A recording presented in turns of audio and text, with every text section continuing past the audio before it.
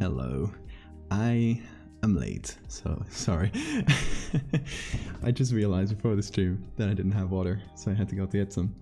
Hey everybody. Hope you guys are doing well. Hey Boxtrot. Hey Slithered King, thank you for the follow. And all the people who followed before the stream. Hello everybody. As always, it's great to see you here. I can't believe I keep streaming every day and people keep coming. What is there to see? Except for this little Spanish man rambling. Okay, let me set up my tablet here. Before I start rambling again. Emotional support water bottle. I love it. I need it. Just discovered your art yesterday. Your work is amazing. Thank you. A lot of people seems to have discovered my art yesterday. Oh god. Like last time I was like checking my follower count, I was at like 38,000 or something like that, and suddenly I'm like 40 something, like nearly 42,000 in 2 days. What happened? Where did everybody come from? Well, I know where they came from. It's a crab. The crab in the hand. These things did well. God damn. I think the crab is probably my best like performing thing ever in social media. That was crazy. I'm like, thank you so much everybody for the reception to that. I was not expecting it. I was expecting it to be like just because it's a meme, slightly popular, but that was completely different. Why is the bottle an emotional support water bottle? Because you need to stay hydrated during streams and in general. Everybody, if you got water next to you, stay hydrated. If you don't, go get some water. It's the Spoopy Man from Twitter. Hello everybody. Jimmy Swagger. Hey! Jake Lover. Thank you so much for the Prime sub. That is fantastic. We're starting the stream like I haven't even started and we already got a sub. Fog indeed. Hello, I'm new here. I just found your art on Valdevia. Oh, Nathan. We're pogging in chat tonight. We are indeed.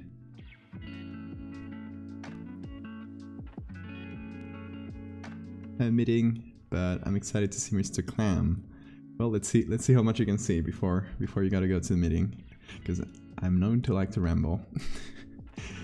I've been following since the lava in the Arctic thing. Lava in the Arctic? When did I do that?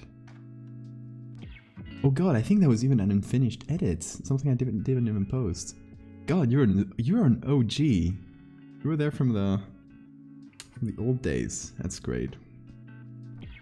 So what are we doing today? We are kind of combining two ideas and hopefully working them to something interesting. So let me show you just with the browser here. Some time ago I did this dumb little thing on Twitter. Give me any place in the world to set a story in and most likely reply wins. I just wanted to like see what happened. It was a completely random idea. The one that won is this one talking about the Philippines, but I really like this giant clam. I think it's very cool and very creepy. And on the other hand, we are doing a Revember, which means every day of this month I'm doing art based on a prompt.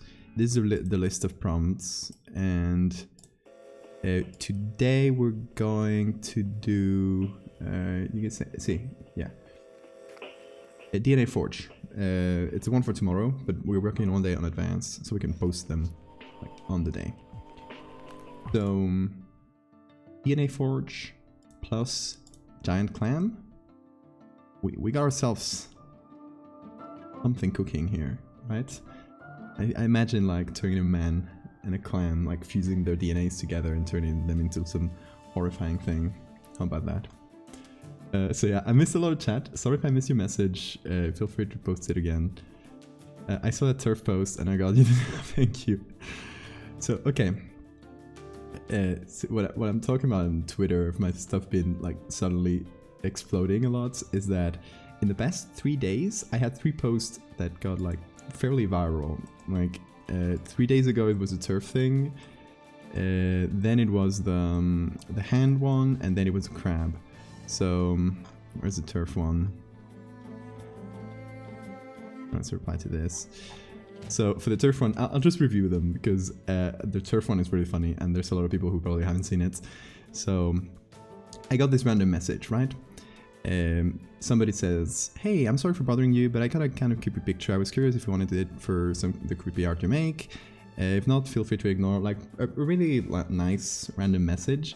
And I'm like, oh, I was about to say yes. And then I see LGB Alliance. I'm like, oh, this is a turf. So I actually check her account and it's like full of super transphobic things. So I'm like, oh, I need to dunk on this person, right? So the idea I have is I'm gonna say yes. I'm gonna pretend like I haven't noticed anything. I'm gonna say yes. And when she sent me the picture, I'm just gonna edit a trans flag on it and send it back like, ooh, scary. So I did just that. She sent me this picture of some woods and I just went and edited a trans flag on it. I said, "Thank you, since you've been so kind, I'll go one step further and edit something that I'm sure will scare you a lot." Smiley face. Good riddance, turf. Then she tried to go all high and mighty and said, "Supporting women's spaces doesn't make me a bad person." So I just hit her back with this fuck turfs image I made a while ago and blocked her. So that one exploded quite a bit, and it was just a very funny thing until the turfs got there and started getting into the quote retweets. So mostly like Russian turfs for some reason. I guess there's a lot of turfs in Russia. I don't know. Remember the good old days when this used to be a FNAF stream? That's never happened. Don't mislead people. Then I'm the one misleading people. Come on.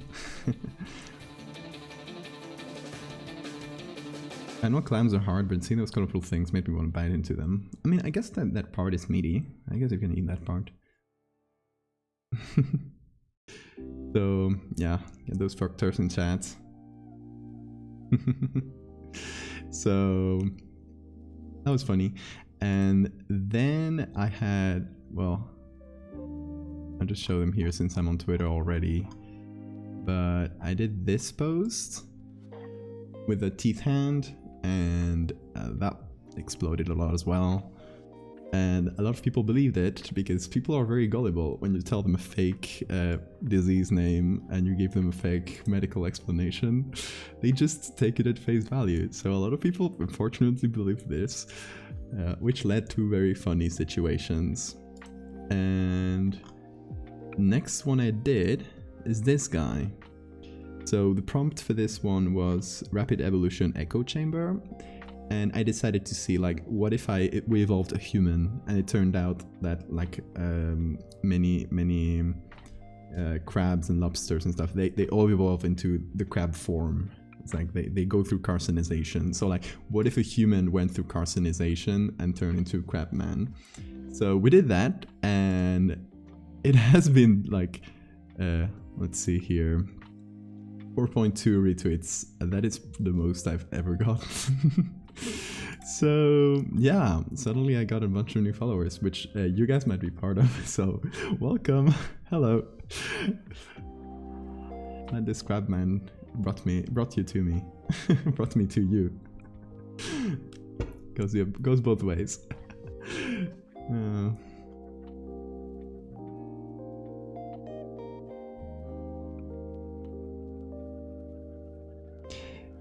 So it's a 50-50 shot if something you post will horrify me or if I have a good laugh.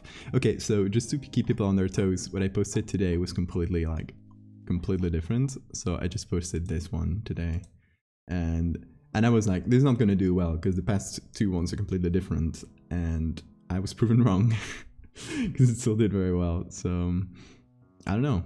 I guess I have a curse, and now everything will get a million comments and stress me out a bit. It's fine, I'm not complaining, but It has been hectic. You get a lot of DMs, a lot of comments all of a sudden. It gets hard to keep up with. When, like, if it's one post like this, usually it's fine, but so many in a row. It's been a lot the past few days. So yeah, the worm was fantastic. His name is Richard, and we love Richard.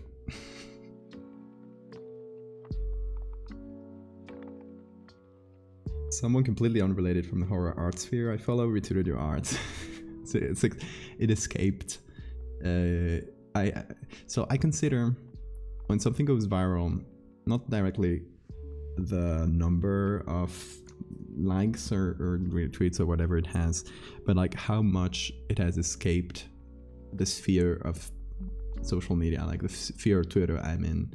If something has escaped into other sites and it's been reposted, I've seen it's been reposted to Facebook, for example.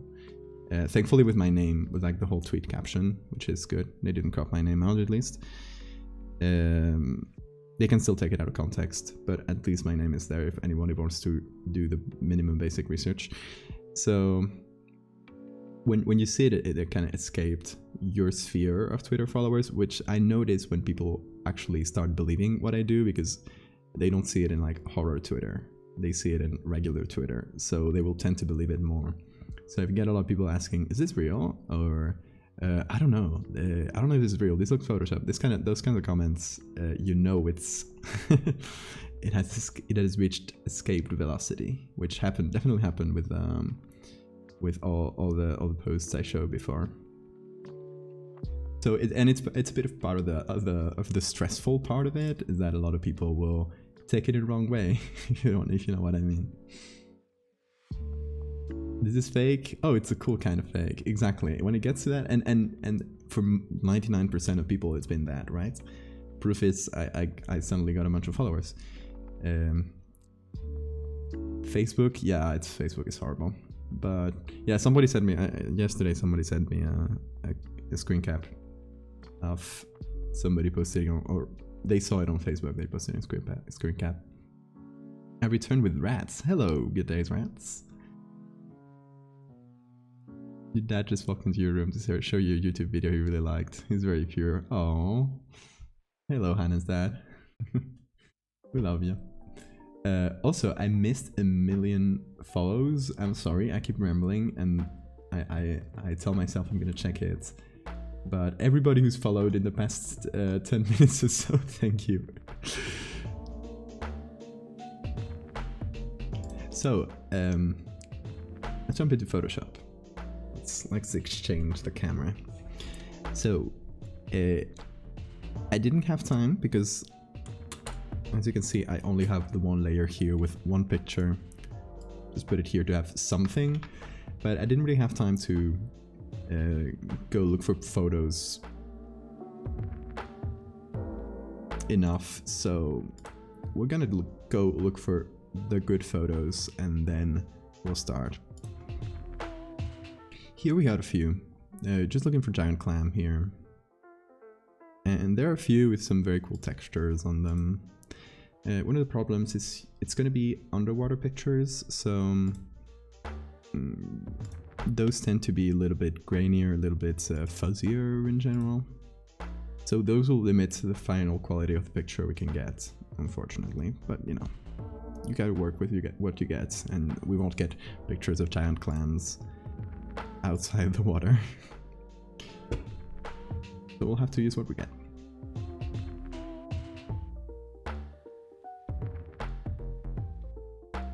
Also a picture of a needle-felted creature a friend of mine did. It was realistic and I saw it on clickbait YouTube video. Oh yeah, Sapphire, that is like my bread and butter. People were posting my stuff as if it was real. It is my nightmare. Which happens. Ooh, this is cool. What if we went old school?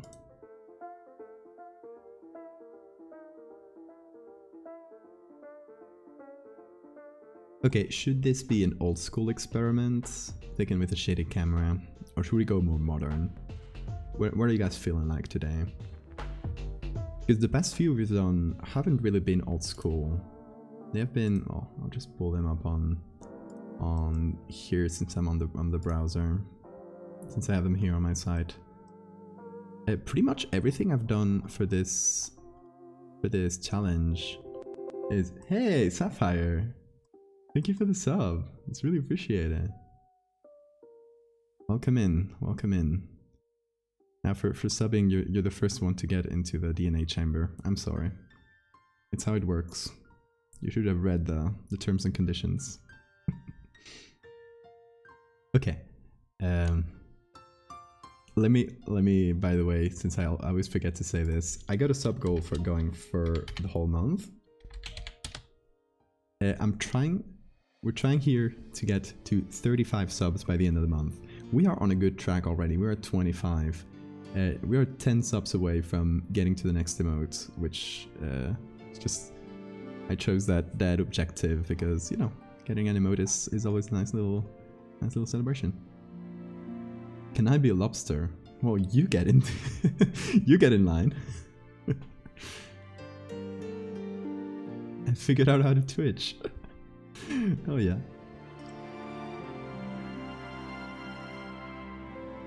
No, only subs get into the DNA chamber. It's in the rules. You maybe turn into homunculus, whatever you choose. So, you know, I'm known for usually doing very old school stuff. If you check like most of my things, it's black and white pictures, or well, actually the more recent one not as much, but you know, this kind of thing, right? Black and white pictures. It's like a lot of my brand is that. Especially Megalomorpha, which is mostly old school stuff. But for this past challenge, we haven't actually done that much old school. Like fairly, like maybe this from the 70s, but it's still color photography. So, and this one is black and white, but that's because it's an X-ray. So it doesn't necessarily mean it's old. A Richard emote. I think it's gonna be something tooth related, right? Because we've done a lot of tooth horror. And I'm sorry to be showing you guys this again, but I won't stop. I will not stop showing you the tooth horror until you get used to it. We've done a lot of tooth horror, so I think it would be the most appropriate emote. Something tooth themed. Black and white pictures work really well with horror. I agree. Can you show the one from the 70s? Oh yes, you haven't seen it because I have not posted it yet. I'm very lazy and slow, but it will be posted eventually. So this is for the prompt artificial salvation test, and the story we came up with is this happens in the UCR world, which is the UCR is a kind of collaborative writing setting that we got going on. Actually, let me just, if you do exclamation point UCR, you can get here the little overview, and it's mostly like, yeah, it's collaborative writing. Anyone can contribute, and we post like some of the highlights to this Twitter account, which is it's like in universe, this is like one person from inside the UCR who's leaking everything out. So it's like UCR leaks, and yeah, we're theming it like that. It's kind of like, imagine the Bureau of Control from the game Control, if you play that, and SCP all mixed into one bag. And way more freeform, you can do whatever.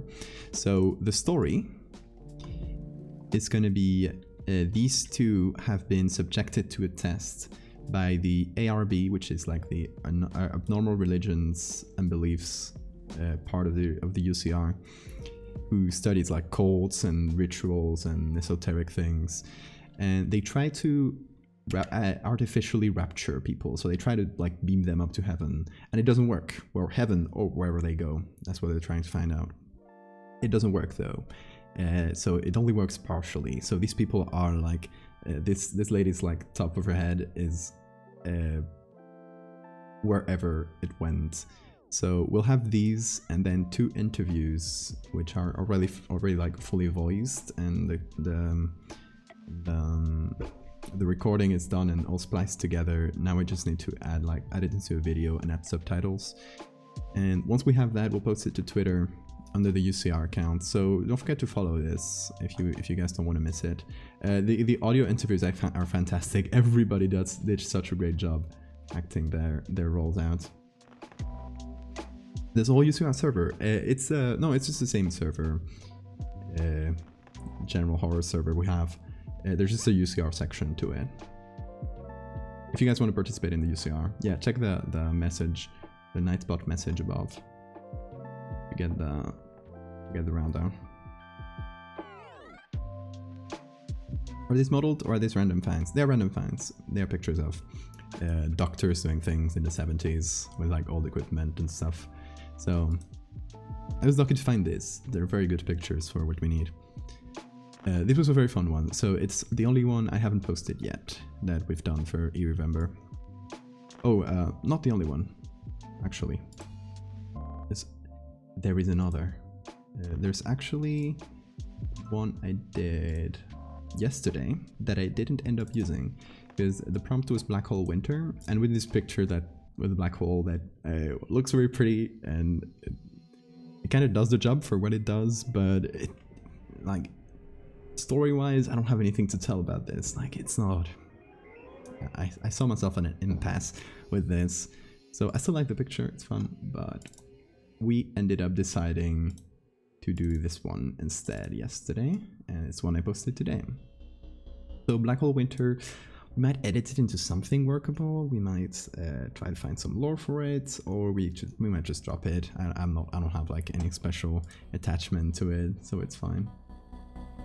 Yeah, it's like just... I went back into old habits and did a pretty picture instead of a creepy one, I think. You can use it as a desktop background. I can send a file over on the Discord. At least it'll get some use. I will put it in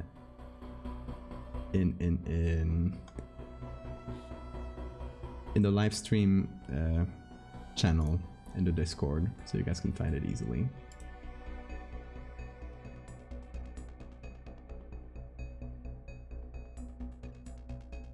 If you go to the Discord and go to the channel on the bottom, which is called live stream portal, you can see it there.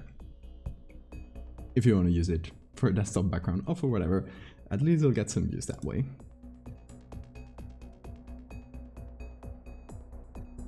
Theo, hello. Hope you're doing well. So anyway, we got distracted. See, I keep getting distracted every time I talk about these pictures, all the lore for the things we've done. Anyway, I hope you guys enjoyed the crab and the worm off the string. They were very fun little pictures to make. But today we are working with a giant clam and a human. And since we've established that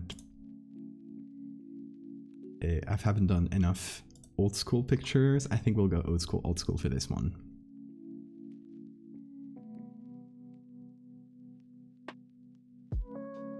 I'm here for the sea vibes. We'll quickly pull it out of the sea, unfortunately. It'll be a land-based Clam-man. So the idea I have, for some reason, is a human, but instead of the chest, instead of having a regular chest, they have this clam like bursting, like the chest is bursting with this clam shape, right? So we work this into the chest. I don't know how like horrifying we'll make it, because if you check my stuff, I've never really done anything bloody, right? It's not my style of horror. So we'll see like how much we do, how much we keep of the original clam. So it won't be like exactly a chest bursting open and blood everywhere. It'll be like someone who has a clam instead of a chest. Clam chest buster. More or less. So this picture is very good. I like it. We'll go here. Apparently it's from... Let me see if this URL will work.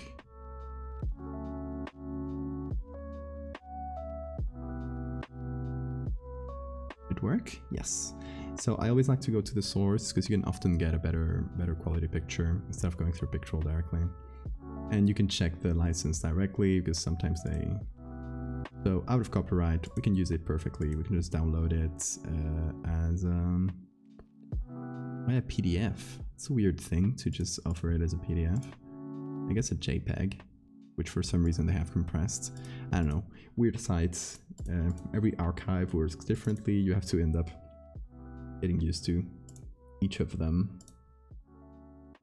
But it seems like, yes, we got the picture. Great. I'll just save this for later. And now we need to find a human to put it on. Australia. Yes.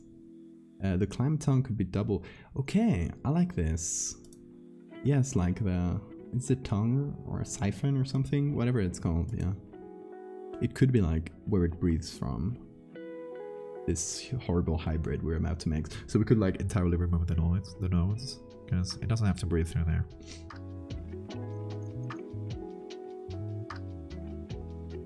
So, let's see, what should we look for to get our old school picture of a, I guess a test subject or something? I'm imagining like a medical setting, right? Like they're doing tests on this horrible clam person. So maybe look for patients, and we set the years to before the 1950s, so we get only black and white, and of course after the invention of photography. So we'll get like a few options here. Someone looking, yeah, operating table, that could work.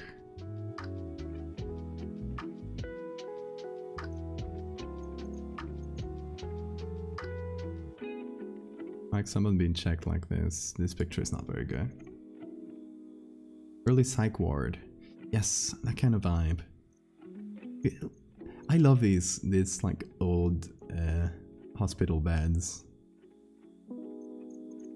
I see your human cartoonization arts and your megalomorph series. Oh, thank you.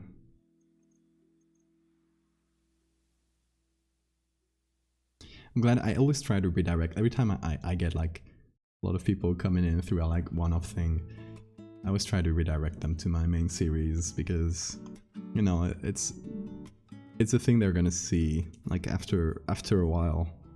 Not this month because I'm doing a lot of like one-off things, but after a while they'll see the next part in Megalomorpha and nobody will understand. So I from time to time I try to remind people, hey, this is actually the main thing I'm doing.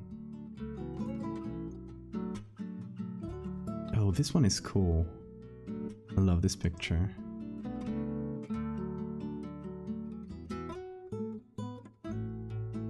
Oh really? She was Polish. I always assumed she was French. I love your books and can't wait to see more. Thank you. Today we're doing a horrible clam person. Let's see the quality of this one, because I'm not sure how good quality it is.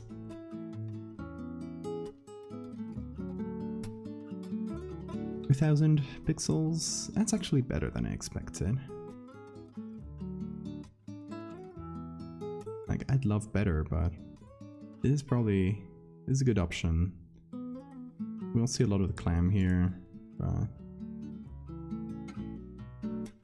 we'll keep looking a bit, see if we find anything there. Born in Poland, was married and lived in France. Okay, that makes sense. Oh, if only this picture wasn't so terrible.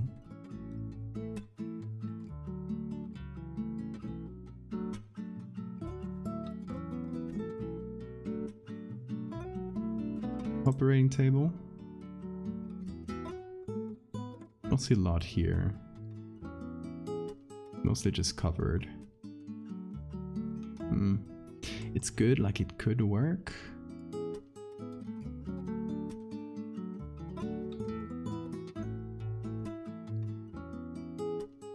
Thanks from Germany. Hello. Another late night owl. We love that. Yeah, if you're European and chat, say hi. We're the late owls here. You look at the source of that one, I don't think we'll find anything better than the one on Wikimedia. They usually have the best quality source. Unless it comes from a Library of Congress or something, where they usually have a, like, just lossless version of the scan. What size quality do you look for when you're trying to find good photos to use?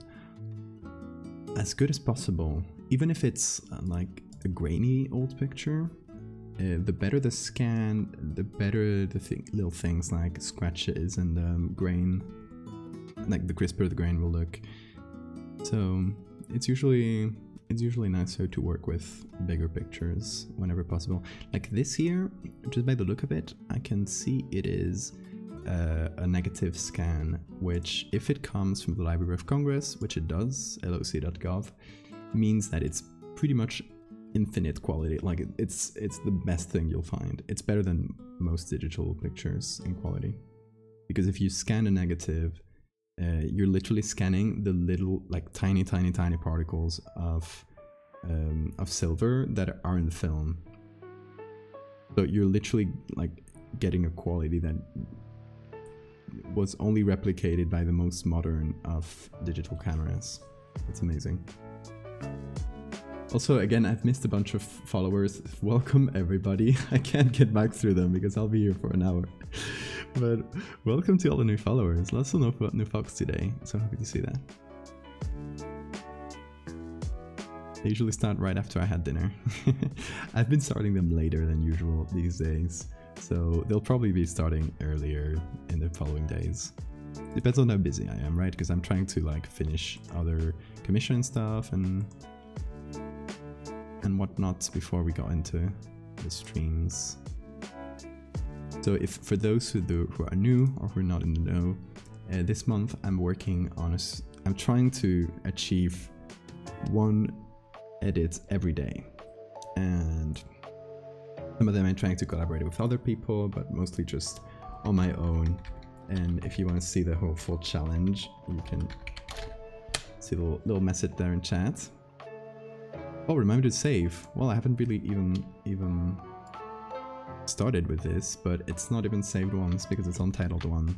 So I'm just gonna call it DNA Forge. This is the name of the prompt. So we already got our first save.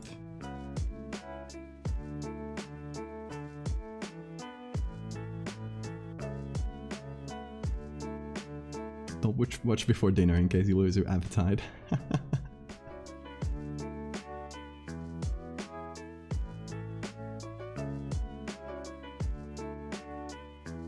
Right, if I miss something from the stream, I actually watch it the next day. Oh, well, nice. Glad to hear that. I always try to, because sometimes I forget, but I always try to highlight the stream to just remove the beginning, the end of it. Right after, but sometimes I forget and I have to do it the next day. So we have more pictures of this operation. Did Reda come up with this hashtag? Yes, she did. I think the first one was last year. I think there might have been one in 2019. At least the first one I was aware of was last year. But yeah, it's entirely Reda's doing.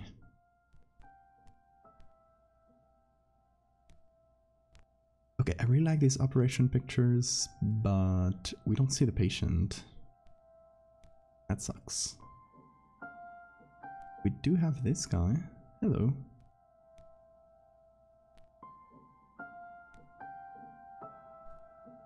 Got a bunch of pictures of this one.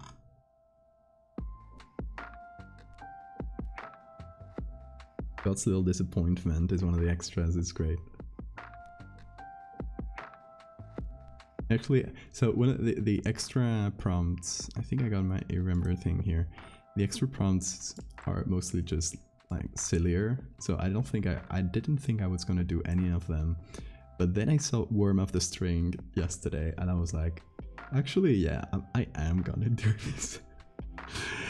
And I ended up doing Worm of the String, which is this one. So you never know, you might end up doing the silly ones. Okay, we're going to Library of Congress. We are looking for nurse with patient, never in hospital. Let's see.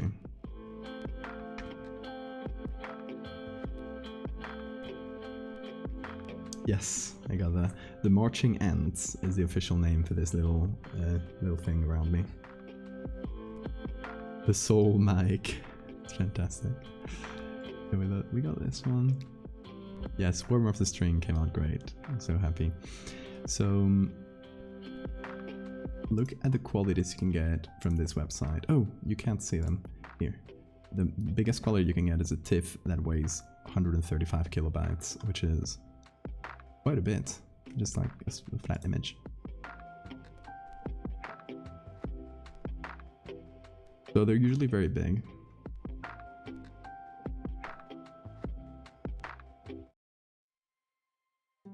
What crimes will the worm commit?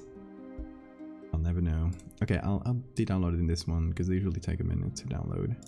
These are fairly big. And we'll try to find these. Patient in Heron Hospital. There we go.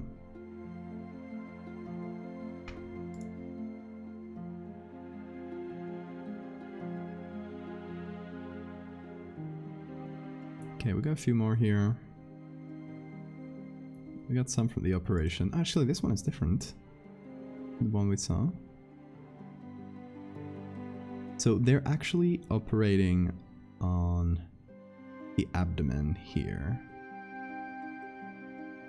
So what if we actually like switch our idea a little bit, and instead of having the giant clam burst from the chest, it could burst from the abdomen, or both things, right? But it could go down all the way to the abdomen. Like the entire torso is just a giant clam.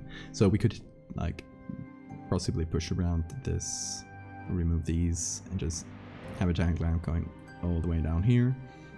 And the idea is, so the problem is this doesn't look like superhuman if we remove most of the visible skin here. But we still have this arm, and I guess that here they're just anesthetizing the poor person with a rag. Which, gosh, I guess medicine used to be different. But the fun thing could be like, the first glance people would assume, oh, are they operating on some kind of weird clam? And then you realize it's actually a human. It actually has a human hand there. What the hell are they doing to their face? I assume it's because of the little bottle. I assume it's ether, and they're doing anesthetics, seasoning. Oh no. Clams are basically big stomachs in a shell. That is true. That would make sense then. Okay, this one is 23 megabytes of picture. So it'll take a sec. So we're just gathering some pictures, seeing what we can get.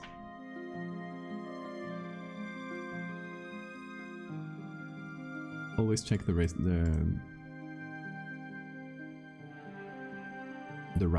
of the picture. We don't mess up anything. They're seasoning it with Old Bay. Oh no.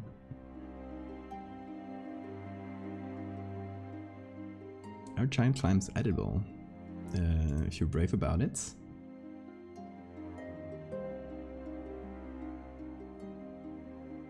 Okay, let's see. Let's put this there. With enough determination, anything is edible, exactly.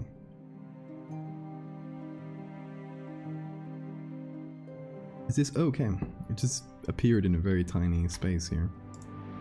I assure you it's bigger.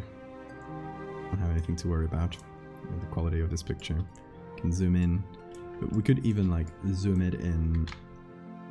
I'm gonna remove the edges, but we could potentially zoom it in quite a lot, because these pictures are just very, very good scans, and we can zoom it in to a point where we can see every individual little grain of silver. Isn't that cool? I love a good scan like the ones Library of Congress do.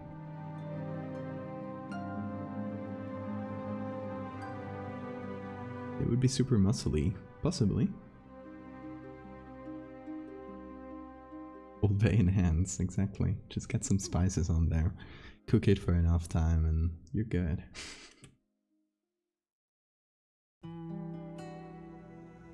Sounds slimy. Yeah, it possibly is. First thing we'll do is just add a black and white filter on top of everything, so anything we add, be it old or modern, can just directly be black and white without us bothering too much. And then we can see, okay, this picture might actually not be the right one because we would have to like really mess it up to put it here. So not really an option if we want it to look decent. But it can give us an idea of what we want to do. Let's look for a better picture though. I don't mind that it's modern. What I like is for the base picture we use to be old, because if we use the modern picture of doctors, they just wouldn't have the same tools, the beds wouldn't look the same, you know, it's that kind of thing. It's more about the vibe than the picture itself. My local grocery store says paella kits. Ooh, get one. Make a paella. It's easy and it's delicious. Giant clams are almost endangered, so maybe they are doing this horrible experiment to try to save the clams. But like if we mix them with humans, they won't be endangered anymore. Maybe they're doing that as a way to save their genome. Or like we put some of their genome in humans, and that way we can always get back when the clams go extinct, right? There's like a bunch of enterprising individuals coming with fun little solutions to animal extinction.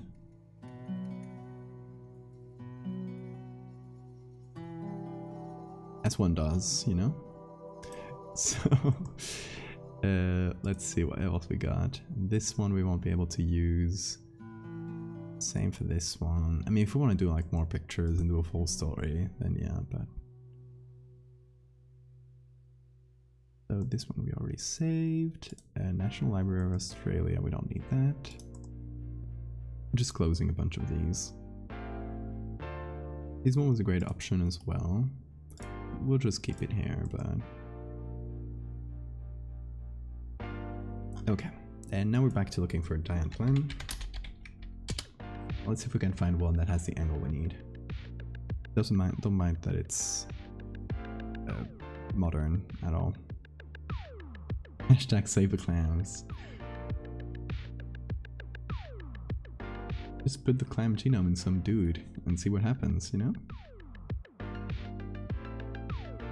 Clams before man. You barely touch your Clam-man soup. Oh no. What universe are we creating? Okay, this one seems like the right angle. I don't like that we can't see the siphon. Maybe one that's a bit more opened. I like this one. It has little dots as well, which is fun.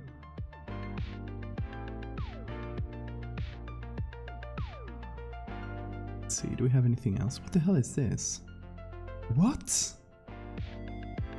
Extracted giant squid beak. That is body horror right there. Also, look at this. I need to use this picture for something. Like, this could be a mermaid, right? I'm saving this. Sorry, I'm getting distracted. I need to get back on track. Back on track, Eduardo. You got this. Put the beak back.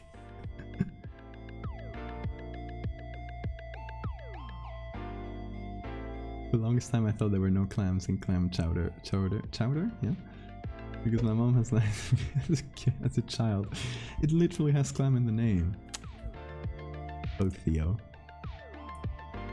Something for a different day. I'm positive we can use this at some point. Look at this picture, it's fantastic. This is a little kid, it's picking it up.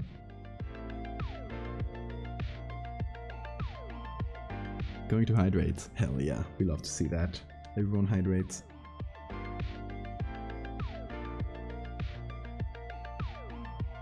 Also, Gilgas, thank you for the follow. I'm gonna keep track of the follows. I'm forgetting today. I think this one might be the best so far. This one is good as well. These are crane, or yeah, egrets apparently. So I think the clam pictures have stopped. We don't have too many, but we do have some. Let's see, here we have not really something we can use. We remove the restrictions. There's a few more, but they will have extra restrictions on the license. So any of these, let's try this one, the National Parks Gallery. Good thing about, you know, I like to shit on the US for many things, many aspects, but one of the cool things is that all their government agencies legally have to release all their pictures to the public domain. So we can just go and get any image we want. Oh, this is very small. Hold on. Oh, original JPEG version. There we go. It is not small. It's perfect.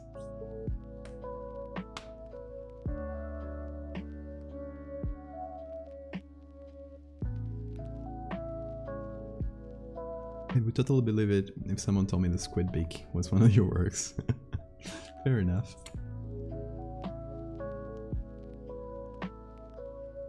Lurking around, we've just mentioned I did hydrate with everyone else. Hell yeah, we'd love to see that. Let's keep a water by its side, and every time Val gets distracted, we have to take a sip. New stream challenge. Oh my god, you will die of overhydration.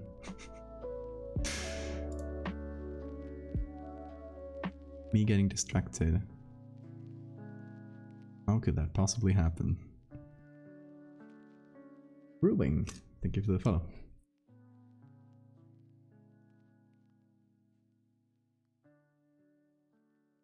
This one...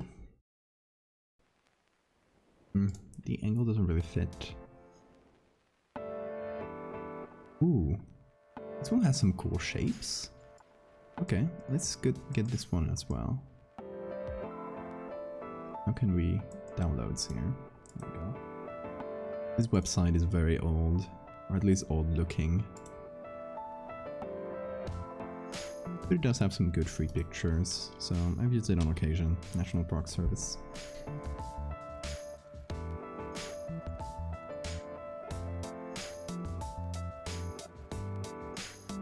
You're obsessed with saving the clams that you wouldn't eat them. I have to respect that. Exactly. So, hashtag save the clams, people.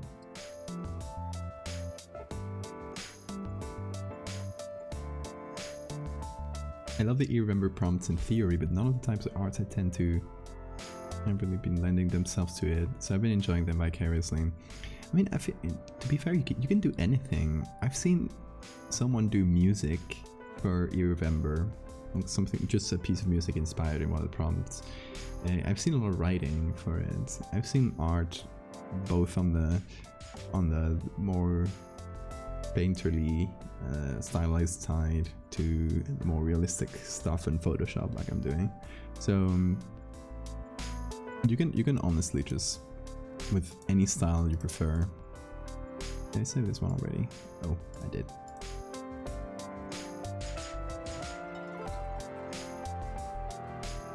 So I just tell you to go for it. You got any ideas?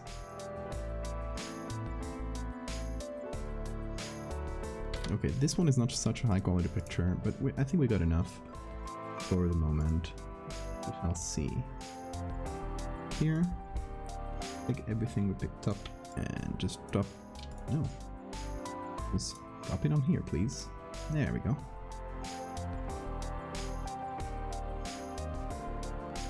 We're gonna drown. Focus, don't do this to us. We can't stop drinking. Come on, I don't get that distracted. Just like, I don't know, I follow up with chat. That is not getting distracted, it's a different thing. Clam-men are friends, not food. Exactly. Hashtag save the clam-men. Clam-men, that's what I want to say. I love their shells. So wrinkly.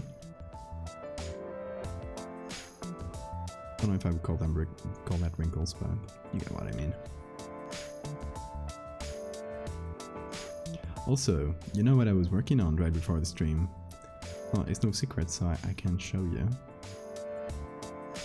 So, I was working on something for a prompt down the line. I think it's from the 18th, called Celestial Body, parenthesis, deceased. So, for this one, I've decided to work again with my friend Claire, who I've worked with already on the werewolf series and on the recent like clown things. And we decided to do a giant dead angel that's just like dead in the middle of some mountains and some mountaineers that see them. So I'm gonna show you what I got. So I just did a very quick edit to set up a background, but imagine here, just like in the middle of the mountains, there's the body of an enormous angel just dead on the ground, face down, with the wings all splayed out. Like partially covered, but... So Claire's gonna do a 3D model, I'm gonna do the wings on top, so we'll be working on it together for the next few days, and when I have to do the final edit, just put everything together, I'll do it on stream, so you guys can see it. That'll be a fun one. The music is Spirited Away. This is from an album that I'm gonna link because it's a great album. It's a bunch of a collaborative album of remixes from Ghibli. There you go. Best of Jazzing for Ghibli, that's the name. Yeah, it's a great little album.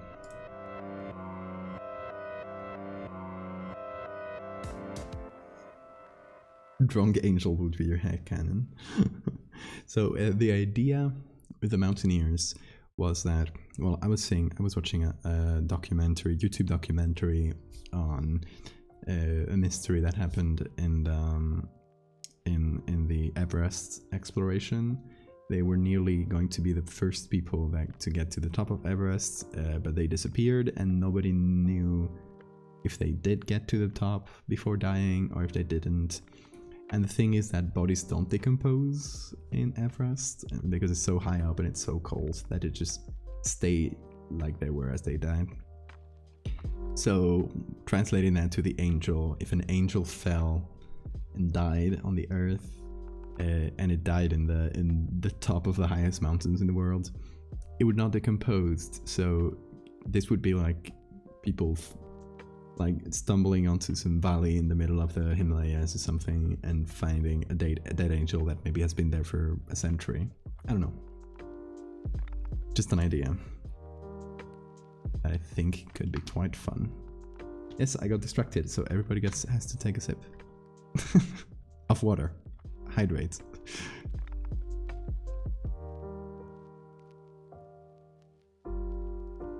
You do this with alcohol, you will die. How to get alcohol poisoning 101.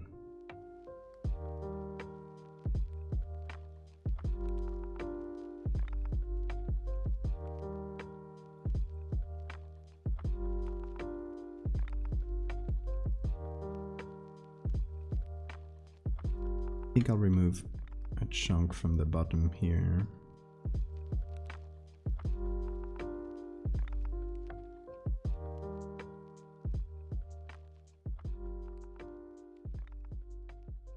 Collecting shells. Yeah, shells are great.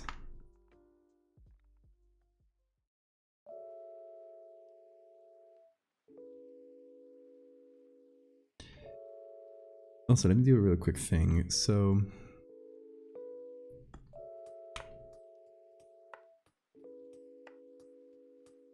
I set up a group here. I want to give it a levels adjustment layer. And then I want to pick up the darkest and the lightest colors from the picture, at least from the area, to try and set limits. So here would be the darkest. Okay. And that is 20. Gotta remember those numbers. The darkest is 20 and the lightest is... seems to be 247. It's not entirely bright and white, but let's actually pick this. 213. 20 and 213. So we put this here. 20 and 213. And that'll set limits for how bright and dark our image can be, the thing we added, which will bring it much closer to what we need.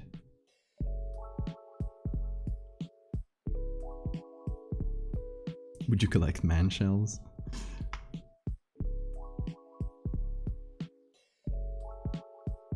Sure, that would be a nice collection.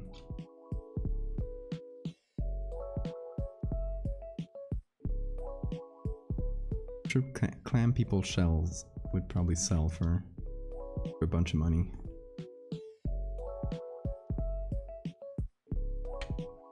God, the speculative clam people shell market has been blowing up lately.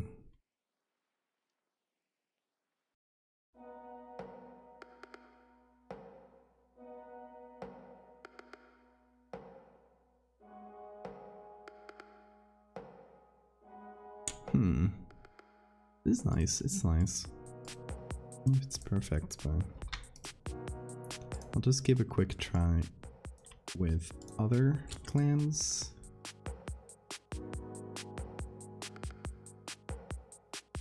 Just to see how they look. This one's gonna be hard to cut because the background is very messy. I guess that's just how clams live.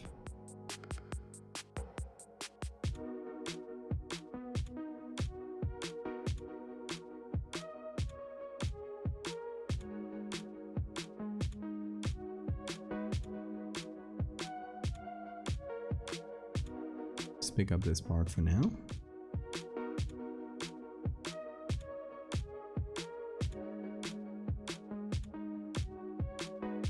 Yeah, Photoshop wasn't great at selecting this. Have to give it a go ourselves. There we go.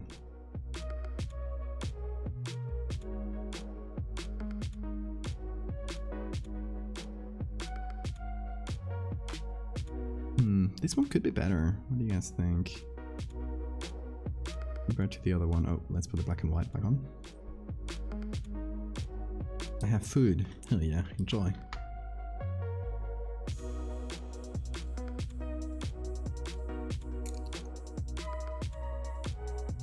Have to be up early and haul garbage to the farm. Oh no.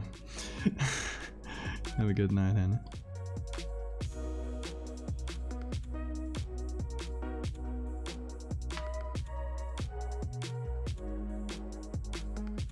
Good luck tomorrow. Garbage hauling.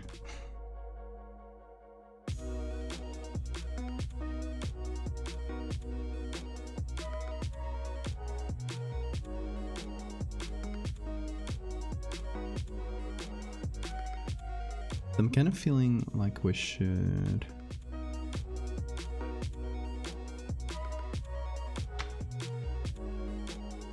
maybe tighten up the crop of this picture, since we got enough quality from the scan and I want to highlight the Clam-man, so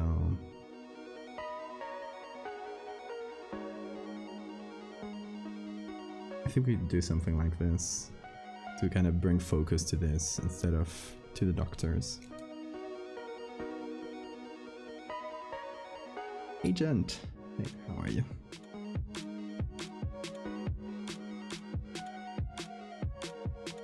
Did I save? Yeah, I think I saved the last few times then. But I'll save again. Never enough saves. Alright. Lest we end up losing our work again.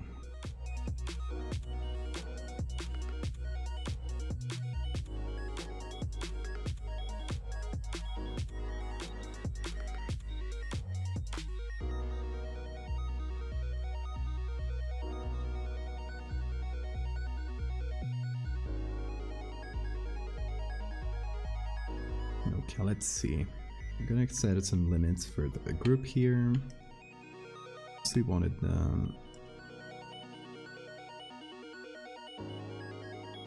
there we go. Little blankie here. Be uncovered. And the hand mostly.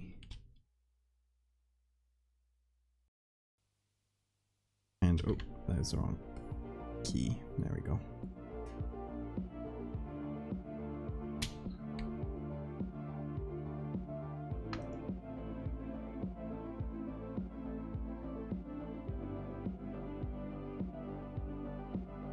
Okay, nice. Now we can move it around, and well, if we move it too much, it'll break, but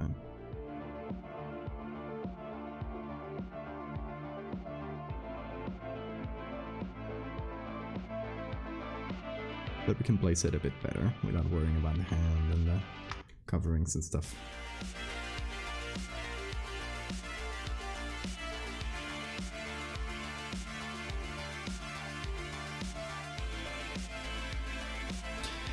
I'm kind of worried about the head being so covered here in rags that it's not actually noticeable that it's a head. Oh, and another might have saved. Oh, there it is. Thank you, thank you.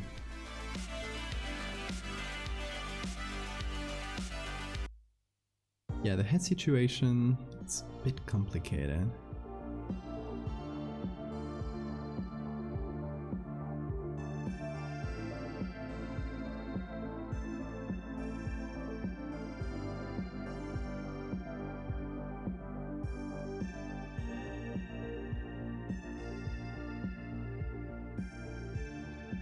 Maybe we transplant a different head into this?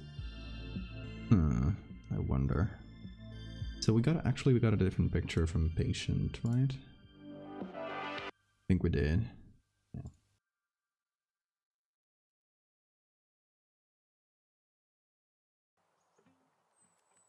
Wait, clams swim? I think that's the first time I ever hear that clams swim. Imagine this man just, yeah, I would love to see that. Just swimming around using the valve. Okay, this face actually fits quite well.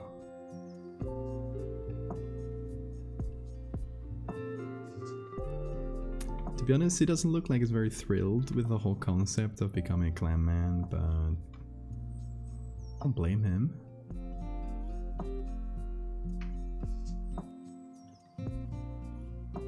That more or less should be the right size. I just want the head, by the way, in case you're confused.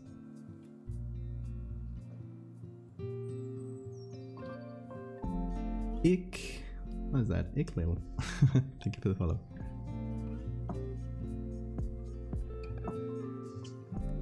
Didn't know that clams swim.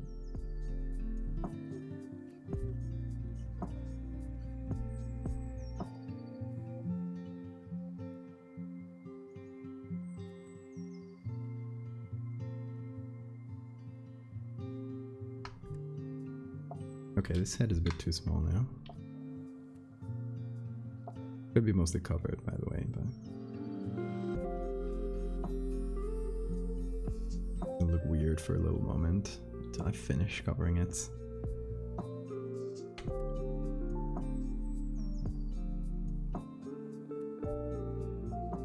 Also, hey, I'm so glad that we're getting so many new people in the last few streams.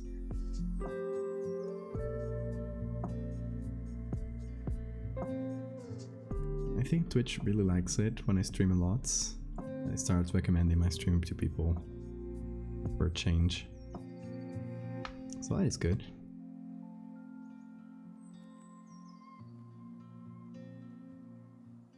That or Twitter. I don't know where most people are coming from. But wherever you are from, come in.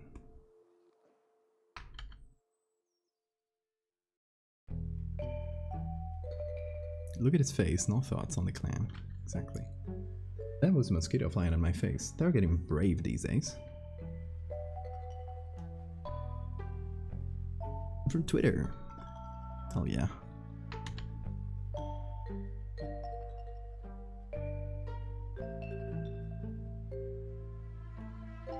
I tried to look up for surgery rooms in Wiki Commons while having dinner. Sorry. That was a mistake. Understandable.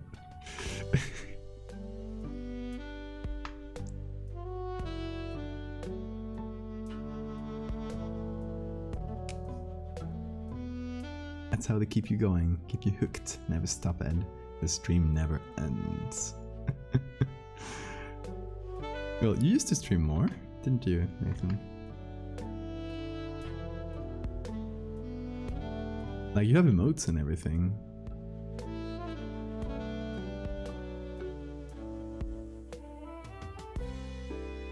You should edit the Old Bay logo on the thing. Imagine getting sued by Old Bay for doing a meme.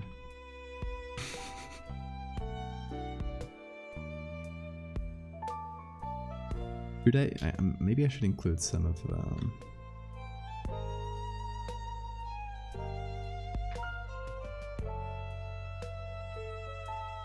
the tissue thing it's holding.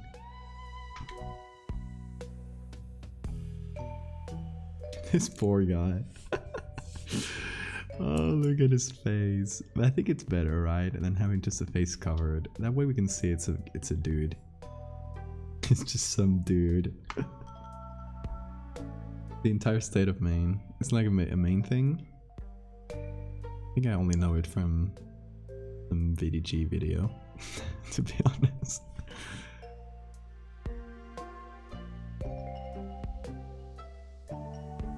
So I guess it must be from Maine. Things on whims, absolutely chaotic. You are chaotic, and that's why we love you.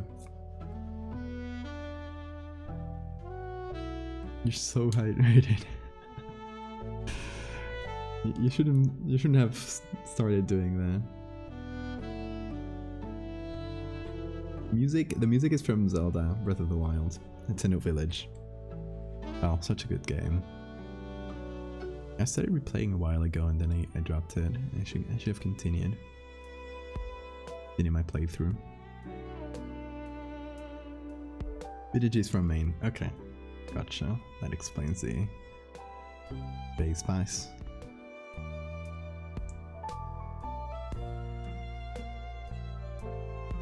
Yeah, we love getting smooth tunes in here. Video game remixes and stuff. Because, you know, even though we're doing creepy stuff and it kind of clashes with that, I still want the atmosphere to be chill, you know?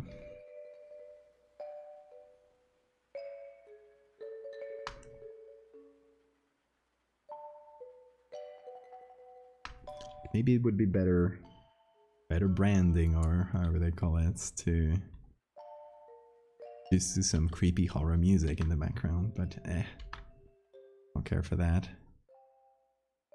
I'm just here to vibe.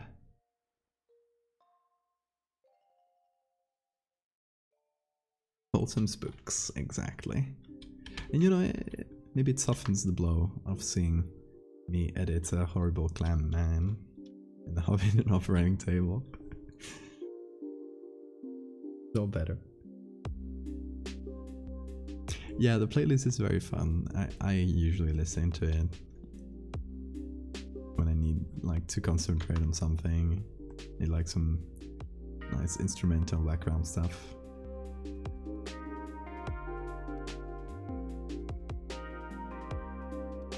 So right here I'm trying to create a new edge for this like shirt thingy. I imagine it's the robe that's pulled up, yeah. But of course we got like a huge clam here in the middle, so we gotta make it look like it's going around that, if possible.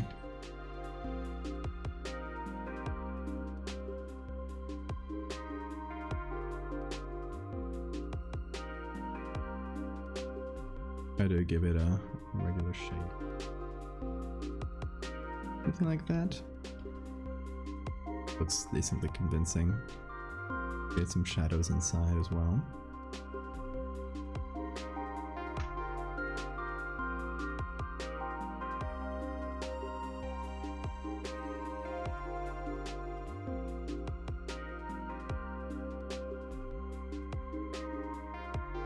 Determination on his face.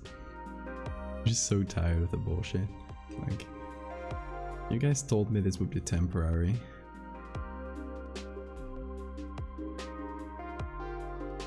I was thinking I should have read the contract, god damn it.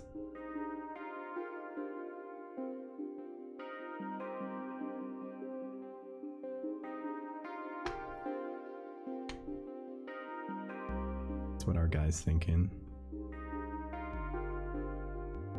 It's like, oh boy. I guess at least the pay is good.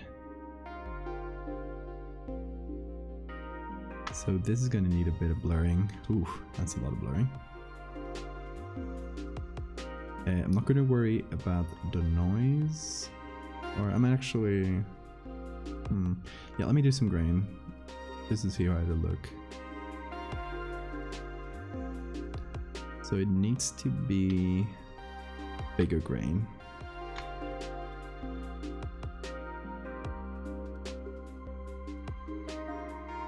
A little bit larger. So we never mentioned any payment. Oh no. My guy was swindled by the evil doctors.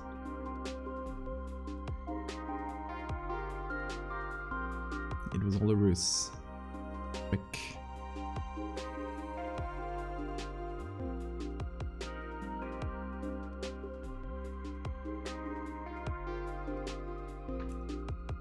I bet these doctors don't even have a medical license.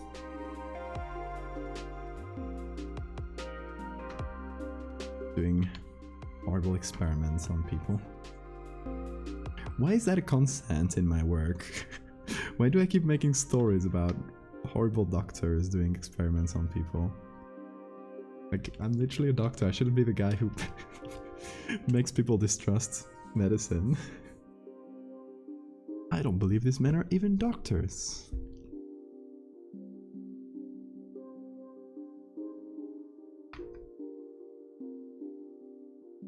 So we're putting the same noise on top of this clam. We're giving it a nice little blur. The edge as well. So I'm gonna go to properties. Just gonna feather the edge. Couple pixels. It's a nicer,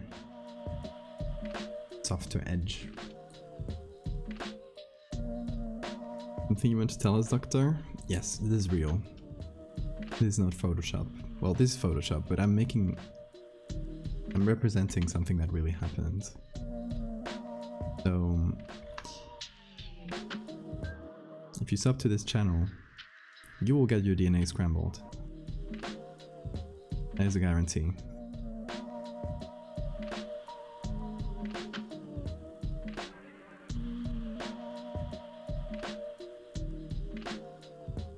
Welcome to Watch It Come to Life. Thank you. It's fun. It's fun, and it's very fun. I would say it, but it's very fun to like doing with while chatting to people, because doing this alone is, well, it's fun as well, of course. But it's not as entertaining.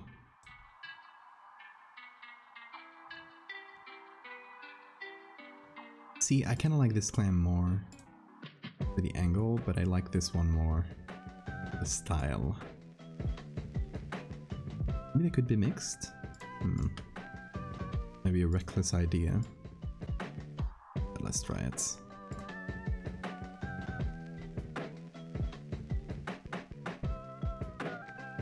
So we're grouping these.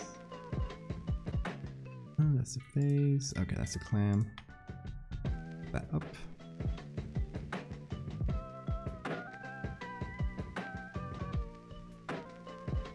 That's the whole reason I'm here. I'll just hand you my DNA. I don't want it anymore. Nice. That's my reason all along. whole Photoshop thing was just the front. Just wanted to steal people's DNA.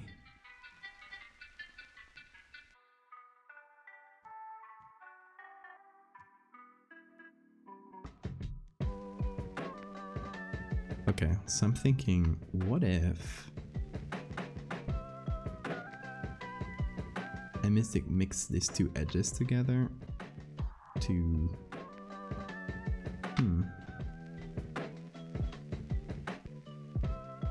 make the backside here look a little bit better in terms of the angle of the picture and the perspective. Every day I'm reminded that I need to finish Earthbound. Go finish it. What are you waiting for?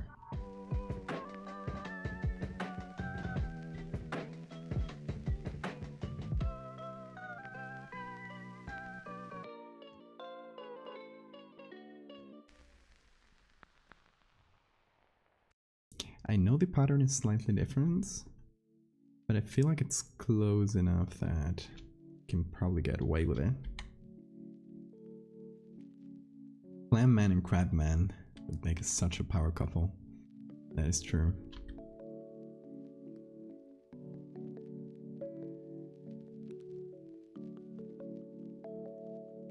This is the kind of ships that exist within my universe. To ship different horrifying creatures together.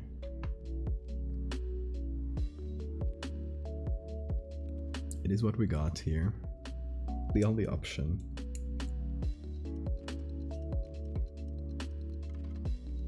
Come on, which creatures would you ship? My horrible creations.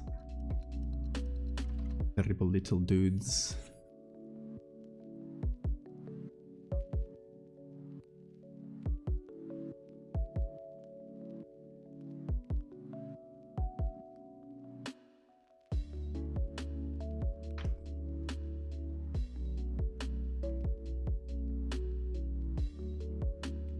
A little shadow here.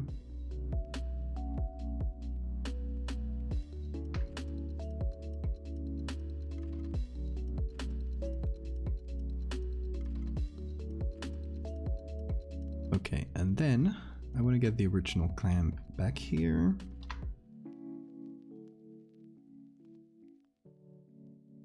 And just put it back here on top. So maybe I can get the patterns and just get that.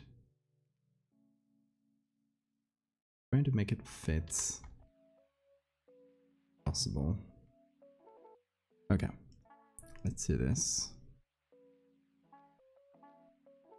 Create a couple copies, I think, and just fill up different areas.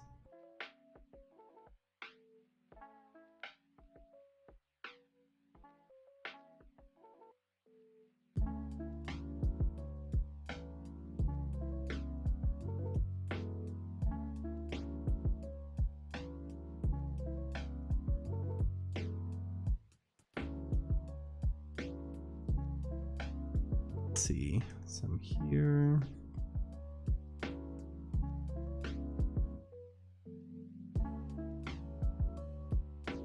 What else? This edge is not very good, actually. Smooth it.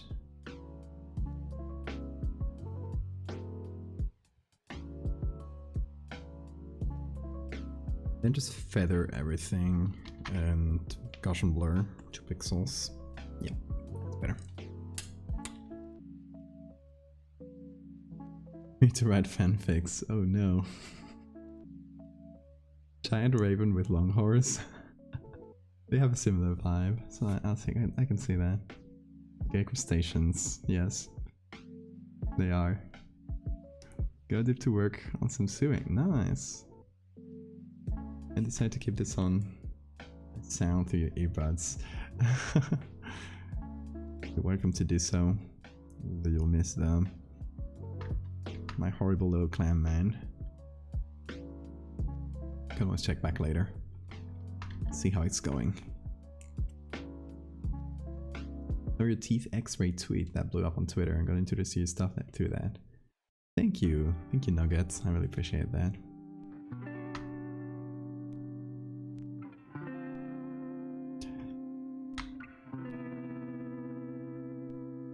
Boy, if I manage to horrify every single one on Twitter with that teeth post. And I'll do it again. I do not regret it. You will never catch me.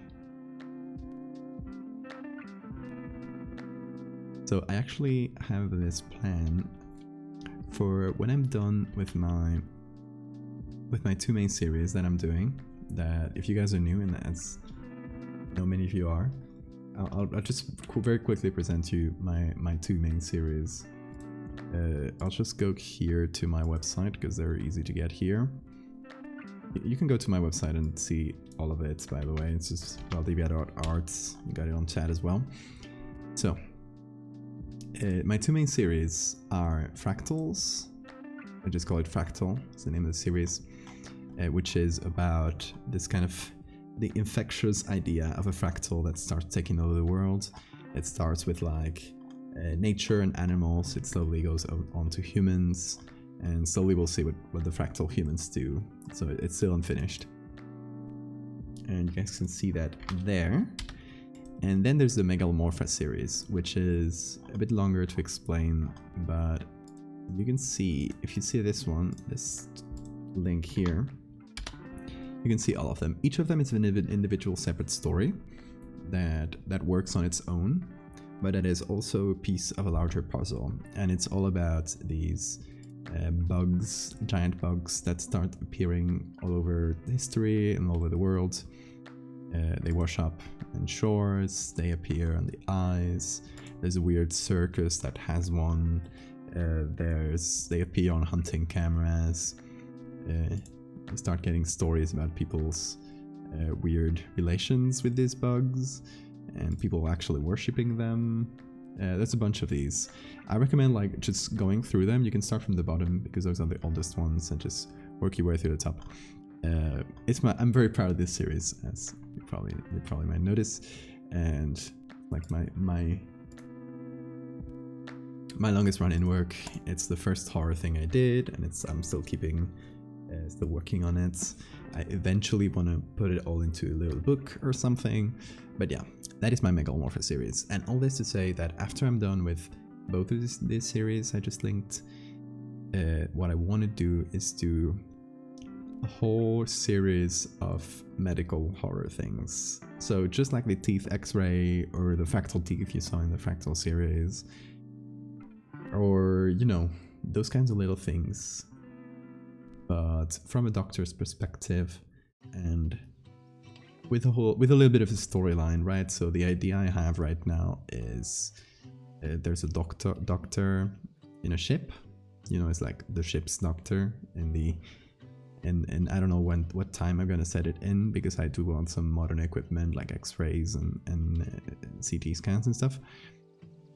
So I don't know if it'll be like maybe a small isolated hospital or a doctor on ship or something. It's gonna be like one character that's taking care of a bunch of different things, and yeah, it's gonna start seeing like a bunch of really horrifying things, like, but not like outlandish, like the teeth on the bones, right? Like things that could never happen in real life. So like weird parasites and things growing where they shouldn't. And that'll be I've been planning on this one since so long ago. I probably had this idea even before the Fractal series, and I want to be done with my main series before I start working on this one, because I want to put my own in it. So you'll see it eventually. I found your art because of the Megalomorpha pictures. One of my friends showed them to me. I had to hyperfixate on the whole thing. Oh, that's very kind. I hope you're enjoying them so far. The next part is going to be very fucked up and very funny. Not funny, fun. Fun for me to make. Probably quite horrifying for the rest of the world. But I think Theo has already seen one of the things I'm going to use for that part.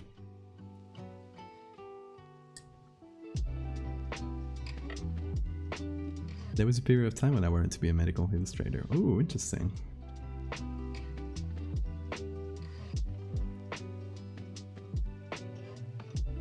Theo, one day you gotta give me like a a whole rundown of your life and all the twists and turns, because you've done so many cool things.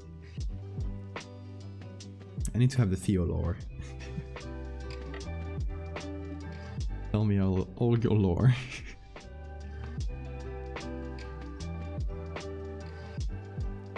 So what do I want to do here? I mostly want to cover this area here in skin. I want to make it feel like this is bursting out of the skin, so we need to cover all this with the skin textures. I'm going to try and take from the belly area, see how that works.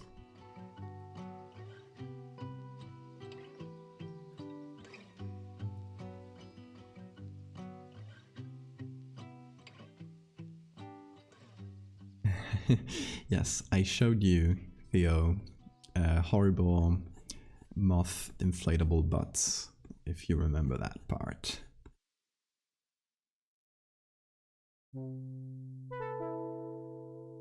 Some very alien looking structure. So if you remember that is gonna appear in the next part. Theo folklore, that's even better than Theo lore. Dreamy egg. Thank you for the follow. It was an awful time for me to take a sip of water. Yeah, the inflatable inflatable moth bot. Yes, that is something that is gonna happen. So you guys better get ready.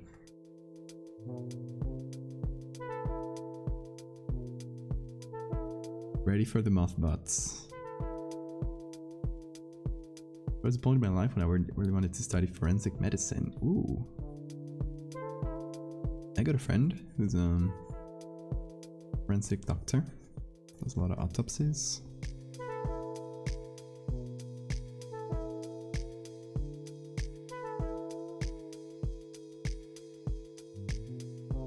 So is this even skin textures? No, that is actually part of the... Oh boy. I'll just remove this area for now, because I need to copy this whole thing here.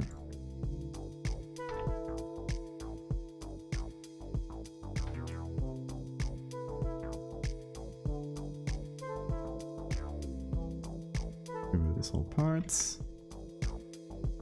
Remove anything from the hand.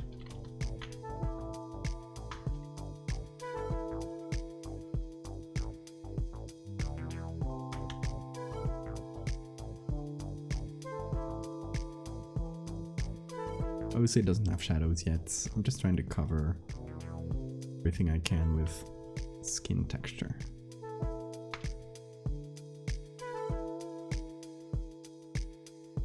You know, integrate the human skin and the horrible chest bursting thing. Now it's starting to seem integrated, right? I think it's slowly gonna get better. So I want to get the same picture again on top. Let's try to mix and match the different skin textures to get a smoother ride.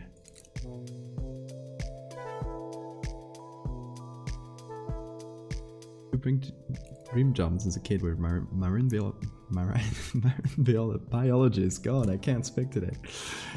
And coroner, essentially. I love that.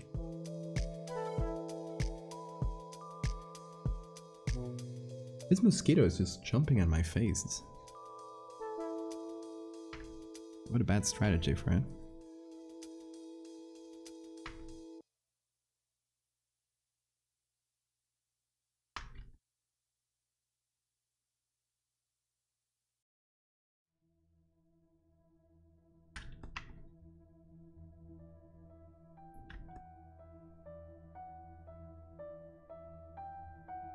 Okay. More or less smooth skin. Doesn't need to be perfectly smooth, but get there. Starry Rots. That's a great name.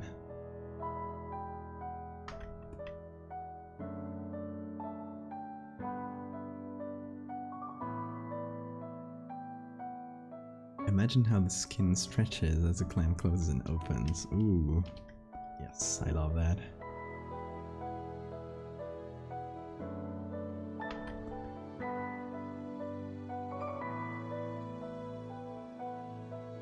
Yes, I imagine it would need to get all stretchy, and when the clam was completely open, it would be like all folded up and wrinkly.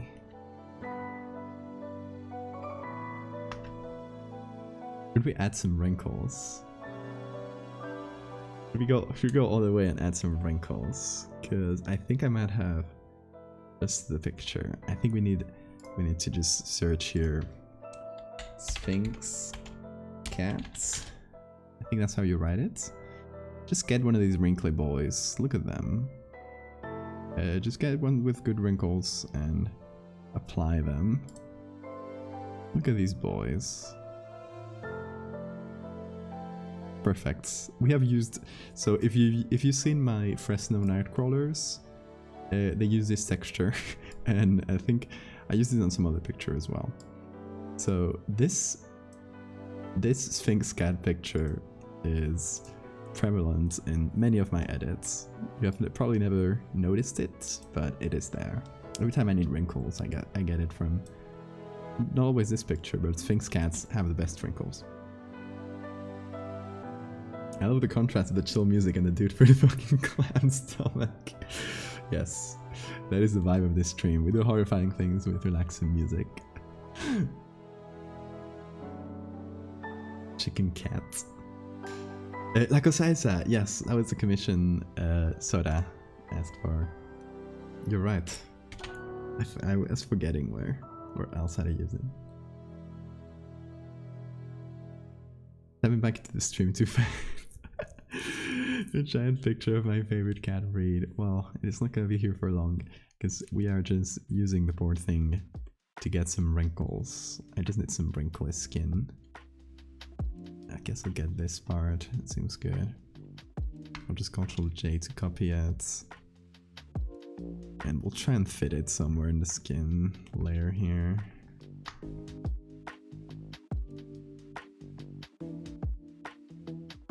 Should we? Okay, let me do filter high pass, which will smooth everything out so we can put it on overlay or soft light. And perfect. Beautiful. Let's give it a little bit of blurring. And go.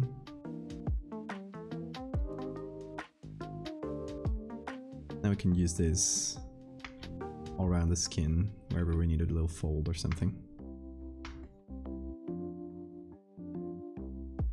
So I'm guessing this area would be quite foldy.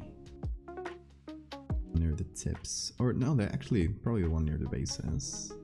Thinking about it.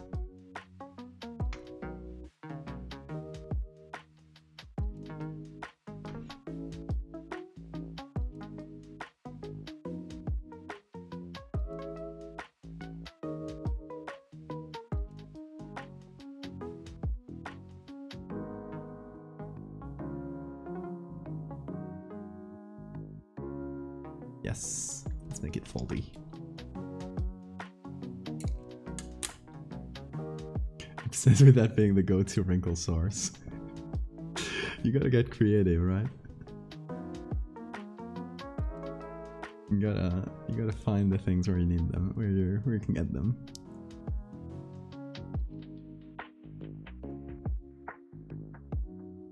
My friend is Sphinx cats and their names are Chicken Nugget and Avocado. I love that.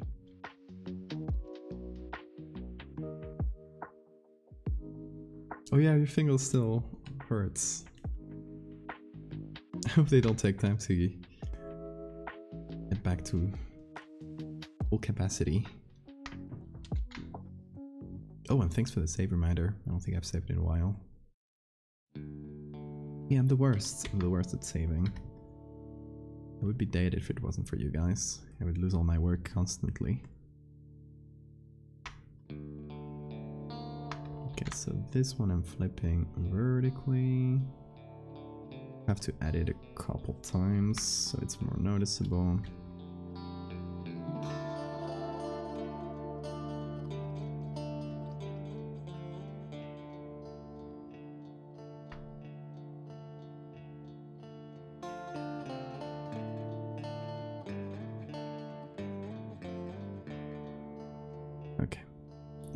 go, another one. Just to add here.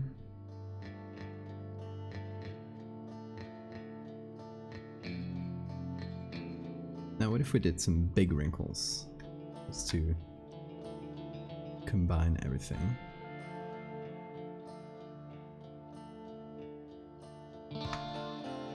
Maybe you can warp them a bit.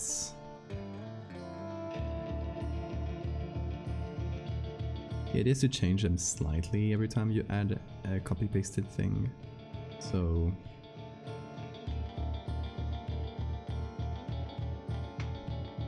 it doesn't look too copy-pasted, you know?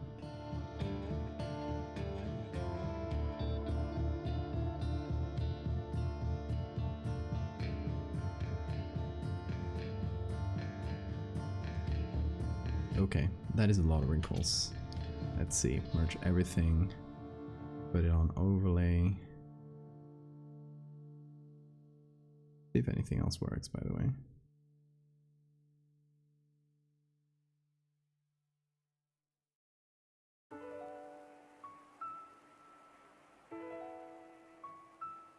Yeah, I think either overlay or soft light.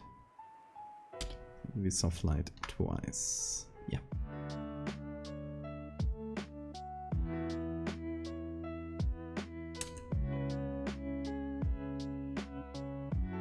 Doesn't hurt anymore like yesterday. That's good. That's progress. Don't want to be that guy, but here's the question. Will the Clam-man taste like clam or like man or like clam? I'm gonna say it depends on what part you eat. If you eat the clam part, it'll probably be pretty clammy in terms of tastes. If you eat the man part, it would probably be pretty man-like, but it wouldn't man-like. I say like that's a real taste that we're accustomed to.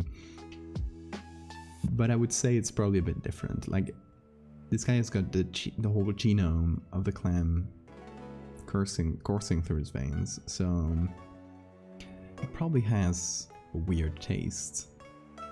No, it's probably a mix. It's probably a mix, but it depends on the part. Let's go with that. I'm locking in my final answer. Ooh, what did I do? Oh yeah. Just getting the skin here, reducing opacity, because I just realized this little chunk here needs a little bit of skin textures.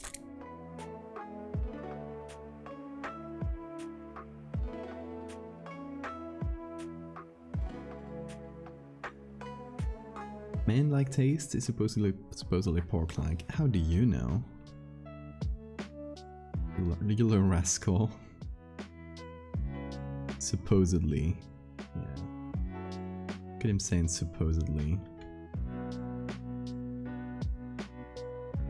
As if that lifted any suspicion.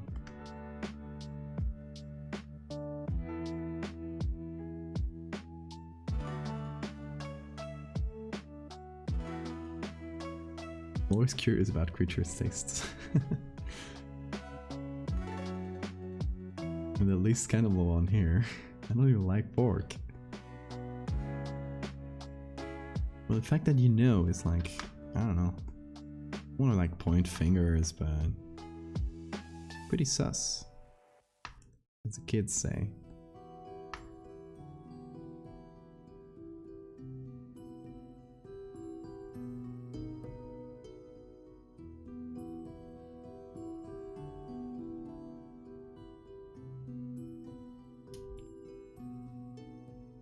Pork intolerant.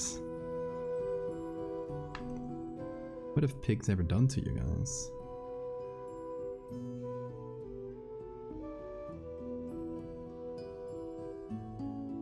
I'll not share any of my good Spanish ham with you.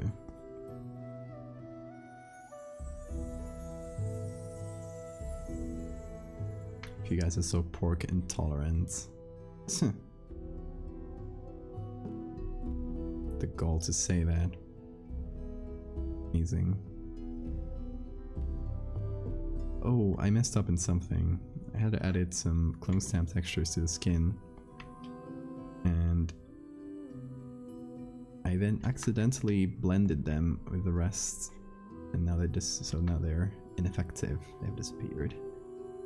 I need to blend in some of the skin again. Gum Dot. Thank you for the follow.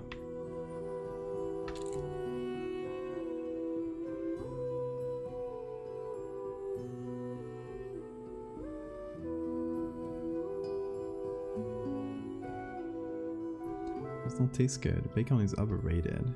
Way too overpowering. Well, you know, that's your taste, but well, I won't judge you. But I'm keeping a mental note. Because between these and the kiwi fruits, I don't know if I can trust you with food opinions.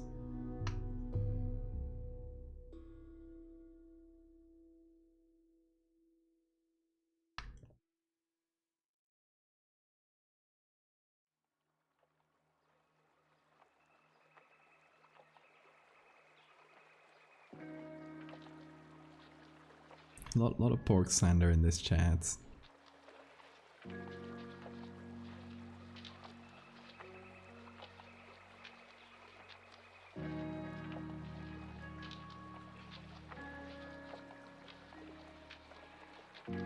So I don't know if with all we've added, hope we haven't removed the feel that it looks like skin. I hope it still looks like weird stretched out skin. I'm thinking of removing this little part because it's kind of it's like the hard part of the clam, and since here we have removed it pretty much entirely, I kind of want to remove it from there as well. I gotta go down here. Yep.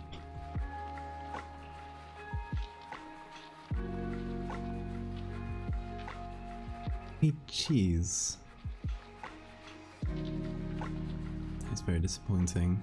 I don't think I can respect you anymore. I hope you understand.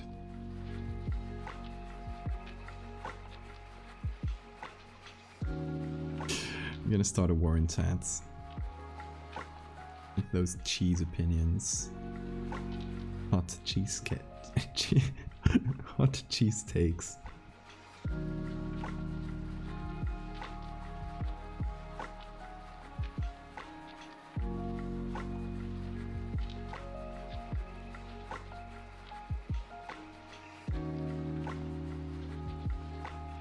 Go.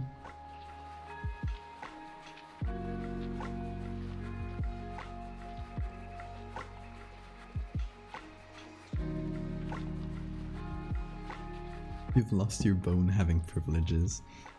That's a scary sentence to read.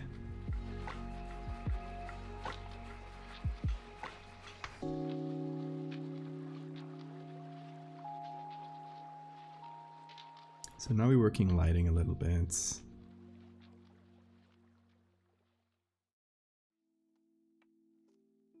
Trying to match the lighting in the room, which is directly overhead, but fairly soft. There's probably other sources of lights. Yeah, there's definitely one back here, one up here, one that we could see on the uncropped picture. Just there. So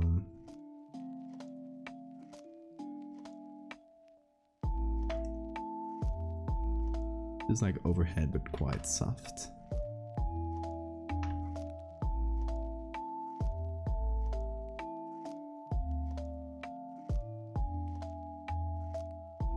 It's for the back parts, for the front one. There we go.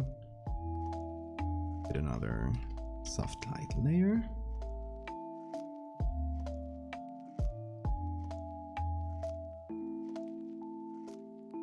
Worked so hard to get them. Sorry, your bones are forfeits.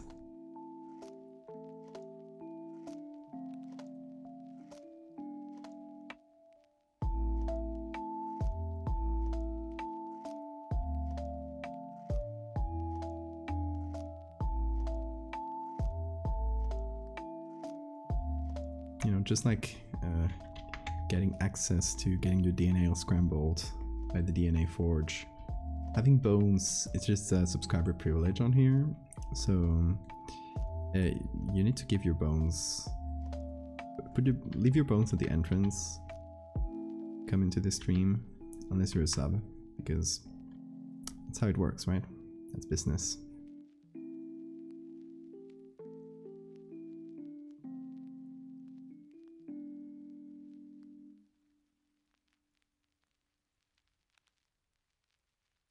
Yeah, you can bring another person's bones, that is fine.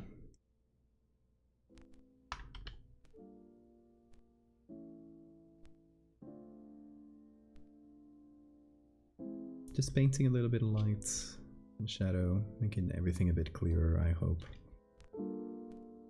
Look at this poor guy.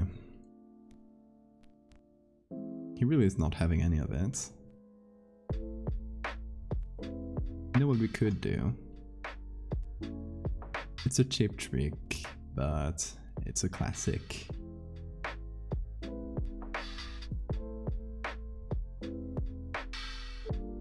Just censor the eyes. The classic eye sensor.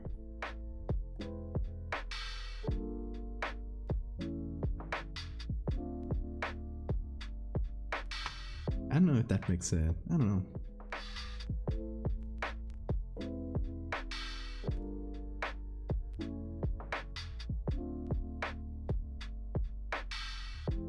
I haven't eaten marrow since I was a kid. Well, it's never too late to go back to starting. Looks like he's annoyed that he's missing his favorite show on TV. Yeah, he has that kind of look to him. Clam's anatomy. Just curious, what did it look like if the whole face was censored by a black square? We can just paint that. It's not the best texture, that fountain pen, but I do have this pack of redacted textures that I got from... I have it as a brush pack because it's just easier to pull them out like that. But these are actual redacted, like someone picked up a bunch of scanned FBI documents and stuff, and I just got the censor bars and put them in a pack. I think it's from like Black Market or one of those sites.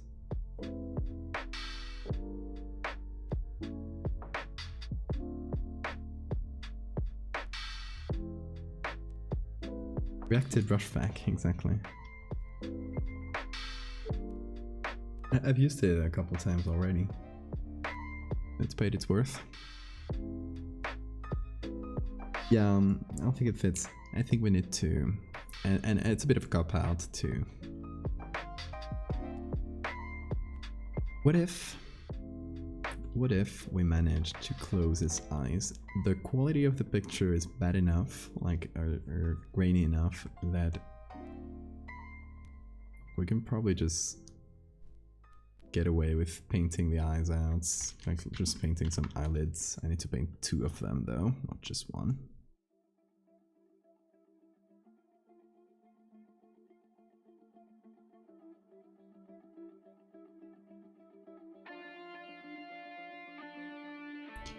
Just make him very sleepy. Pushing both eyelids up.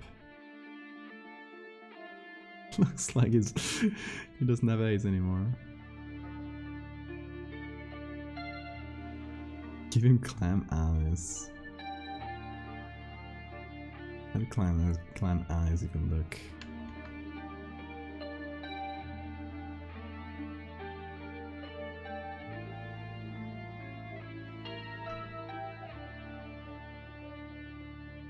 Now he's sleepy. Now he's just very sleepy. He's just getting ready for his surgery. Quick question: is it okay to share a horror gif from Twitter here? It's the art that started my appreciation for black squares and horror art. Absolutely, yeah. I'm sharing a link here. It's had a long day, to be honest. Yes. Okay. Here's the thing. I'm wondering here, and this nearly caught the mosquito. I was this close. So The clams have this siphon thing, right? That is where they get their air from. So this guy doesn't need a nose. He looks so calm. This guy doesn't need a nose, doesn't he? What if he just yeeted that out? Poor guy. Should we remove his nose? Should we leave him some dignity? Let's see what that looks like.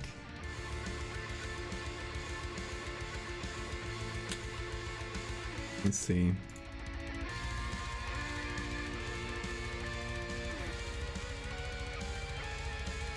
Is that Flintstone's home? Looks like it.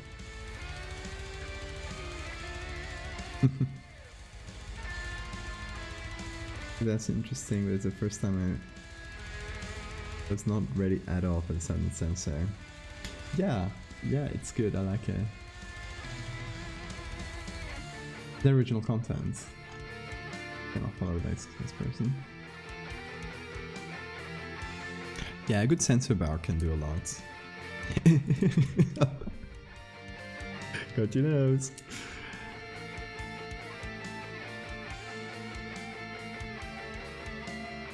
I'm literally doing the digital version of that. You know, here we like to keep track of the weird digital jobs I've had. So today we're being digital surgeons, just creating weird plastic surgery on this poor guy. I kind of still wanted to have the shape of the nose, but just like flattened. Yeah, something like that.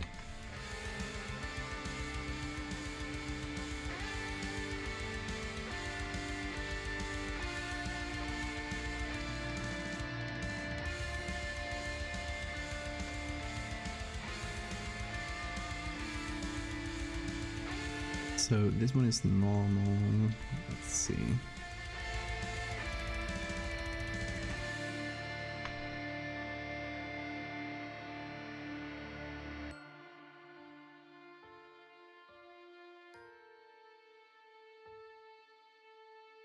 What other digital jobs? So I've been a digital lumberjack every time I need to cut trees. I have been a digital hairdresser every time I need to fix someone's hair on Photoshop.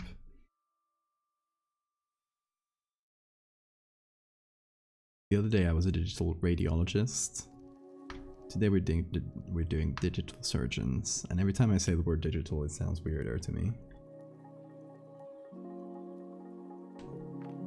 Oh, thanks for the save reminder.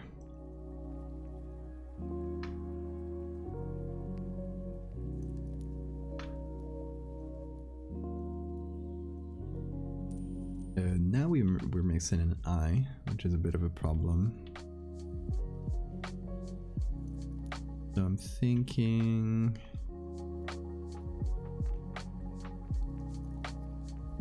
Copy that, I'm gonna flip it. Because I am lazy. No, but I'll use it as a base. Better than having nothing to start from.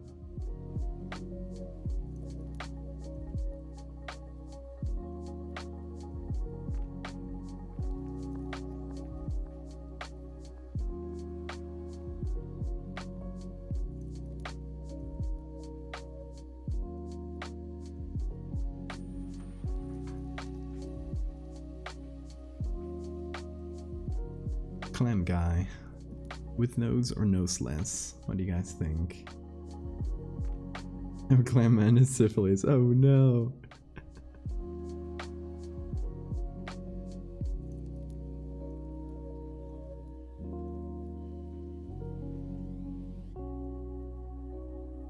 Can't put the eye in the right place.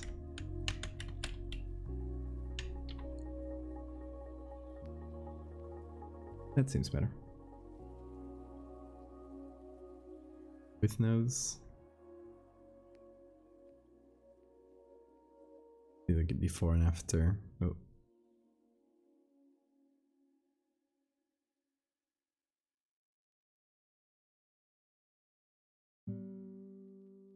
Whatever you guys prefer. So there's no Harry Potter talk. That is true, people will say it's Voldemort's.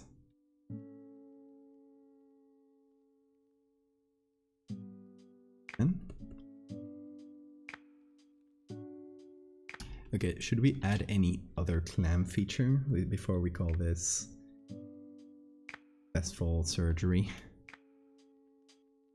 Is this a Harry Potter SCP? Oh my god, I gotta tell you an experience I had yesterday. So, I'm not gonna reveal the identity of this person, but I got a DM from a YouTuber with 100,000 subscribers, and I'm just gonna read it out because I don't wanna like reveal the identity or anything by showing the name. But so he says, "Hello, hope you're doing well. I make YouTube videos on fictional content and your art really appeals to the stuff I've been talking about in them, like about the SCP Foundation. Sorry for being sudden with this request, but I was wondering if I may be able to use your art. I could give credit, of course, let me know, thanks." So first of all, like, I'm a little bit worried about this kind of thing, about YouTubers using my work and just doing whatever with it. I know like all publicity is good and all that stuff, so I'm not like terribly opposed. I feel like if they do a terrible video and nobody sees it, that is fine, like it's not gonna hurt me. And if they do a great video and it brings a lot of people, like brings my stuff to a lot more people, then that's great. But the SCP focus there like worries me a bit. So I say, okay, absolutely, that's okay with me, but I would like to have a look at the script beforehand and be able to give it some notes if possible.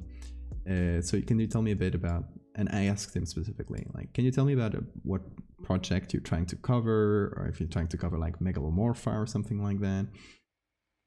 So he replies like, I don't know if he got my message, or if he even read my message, but yeah, he replies to completely different things.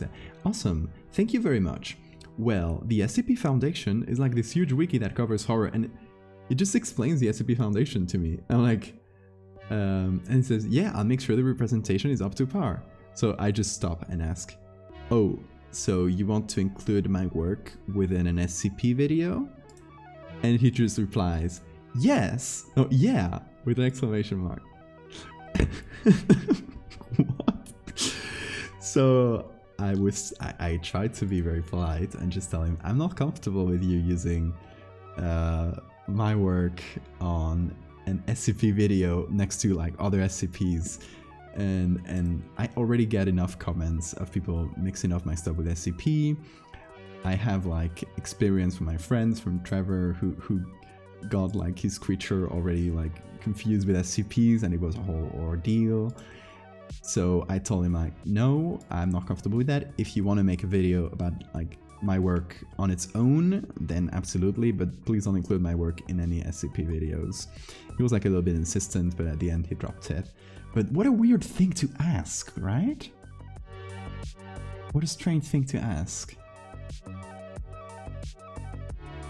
mean, he was like, it was respectfully worded, and it's nice that he asks, but still, like, what?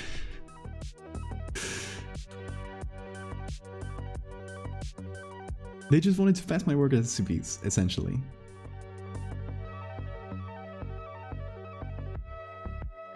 You got mansplained. I got... Yes, that was exactly mansplaining. Oh. And I literally told him, I've made work for SCP. If you want to use that one, it is licensed as CC, so you can use it. You don't need to ask me. You just can use it with attribution. It's part of the license. You can just use that. But no, he was specifically asking about the Clam-man and stuff.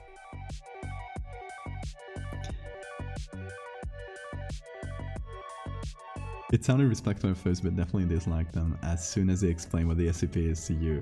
Yeah, and in my previous message, I wasn't like confused about what the SCP wiki was. I never asked him that. So before he explains to me what the SCP wiki is, I just I just said, okay, can I take a look at the script? Happy to help you out. So can you tell me a bit more about the video's idea? Which of your projects are you thinking of covering? And then he just completely ignores that and explains the SCP wiki to me. Yeah, I got mansplained.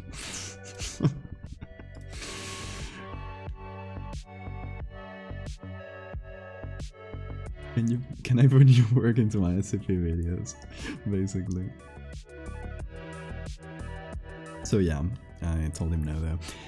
I do have a YouTuber that is working on a video about my work, and it's a fantastic YouTuber. It's they're called Edge, like the word edge, but with points separating it, like an acronym. And they do a lot of work covering like paleontology news and stuff like that, and sometimes they cover cryptozoology things and fictional stuff. And I've seen work they've done covering like other artists' work, and they were like super respectful about it. They make sure to bring people in, like to follow this person, and they were talking about a book they made, and or like, I don't know if it was a book or a project they made, and they didn't explain the whole project, right? They left a bunch of stuff out so that people could like go and see more. It wasn't like entirely spoiled, so it was basically like the perfect coverage you want from a channel. And they asked me on DMs, like this other person, they asked me like, hey, can I make a video about your stuff? And I told them, yeah, if I can take a look at the script or help you out if you want. And yeah, I've been helping them out a little bit with the script and stuff so far. I think they're starting to write it still, so it's still probably a little bit far away, but yeah, that's cool. That's cool. And he has like about 100,000 subscribers as well. So that is cool. Like, that is how you do it. Like, that person I just read the DM from, that is not how you do it. And that second one, that's perfect. That's like the most respectful a YouTuber can be about an artist's work.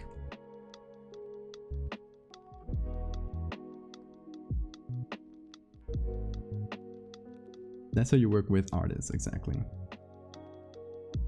Oh, sorry, I was talking about YouTube videos potentially covering my stuff, and one of them that DM'd me that was that basically wanted to include my work in an SCP video, so I told him no. And the other one was actually very nice about it, and just wants to like cover my stuff, not as an SCP, thankfully. I'm gonna brighten that a little bit, just a touch.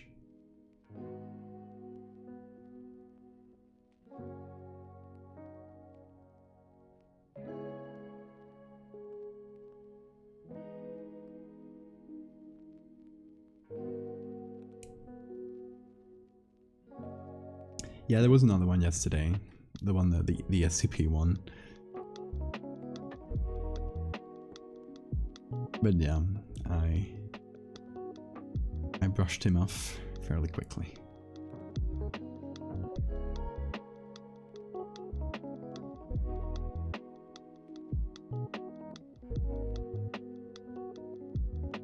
I would never respect an artist.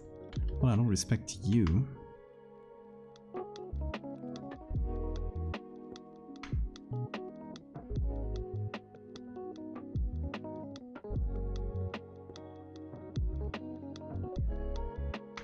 Oh, the good one is the one you know about, sorry.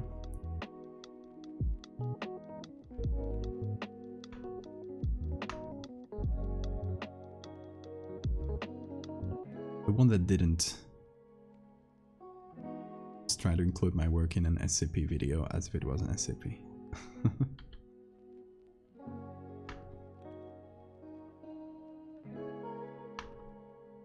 Clam-man, exactly. Welcome, Phantasmagoric.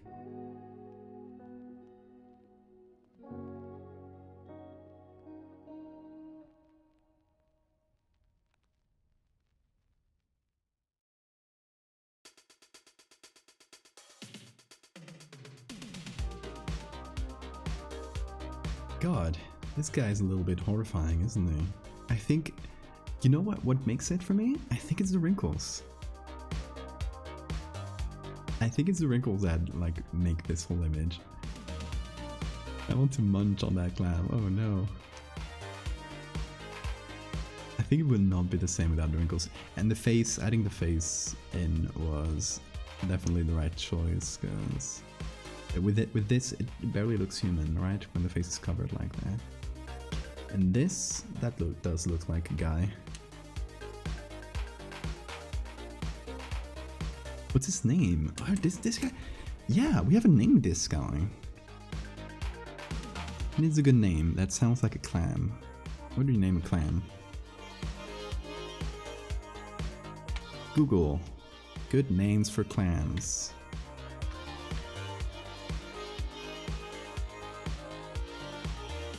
Antonio.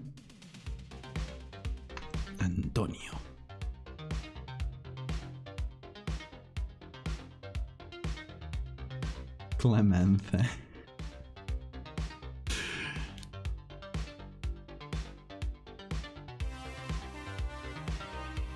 Clamanthy.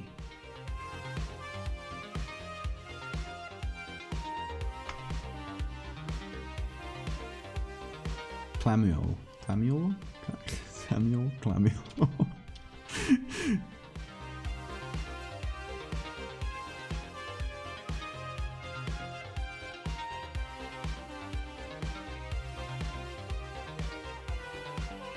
I think I missed. There we go. There. Antonio Clamderas.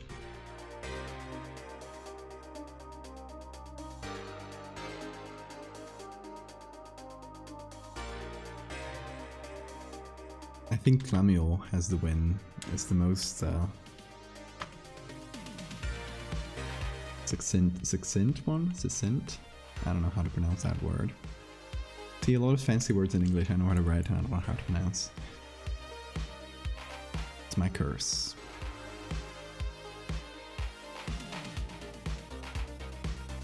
Nightbot is not very good at setting timer messages. Like, it sends them all at once. I guess I just need to have like one timer so it doesn't do that.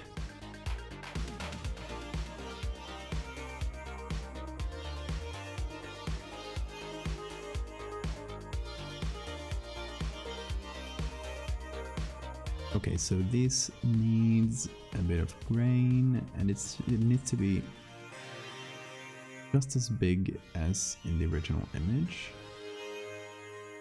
So the moment I say it starts losing detail, it's here.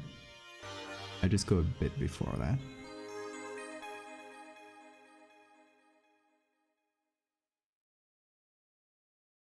At least for the size, and then we choose the amount. I think should be a bit less. Let's also get our classic vignettes. Can't live without them.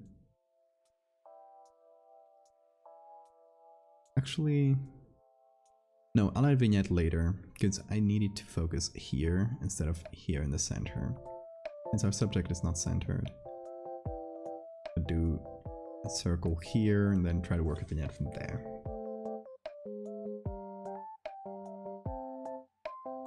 Clam's scientific name is Tridacna gigas. Travis. Big Travis. Giga Travis. I love Giga Travis. I think that's a winner. Giga Travis. Fantastic.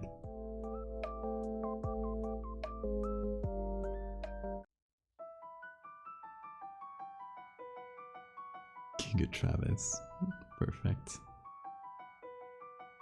Our perfect little guy.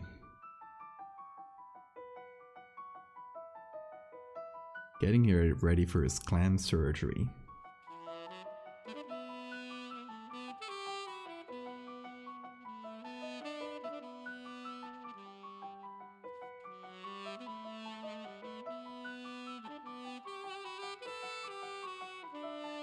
Let's try that vignettes. See if we can manage it. So what I'll do is create a marquee tool, create an ellipse, Make sure not to touch the edges, that's important. Then I invert it, I fill it up. And blur that to hell.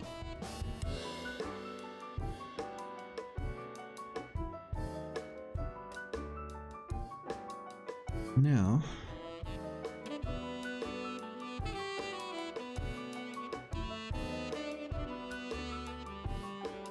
we put that at low opacity until we're happy, or even in overlay or something like that.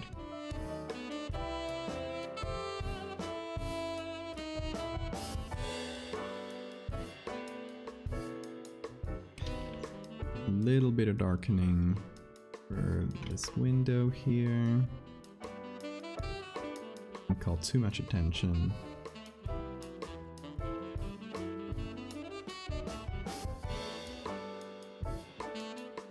And like that compositionally, we have a like doctor looking at him. Before they were looking at each other, but now it's sleeping. So it's just a doctor looking at him. So like this, nice little triangle or something.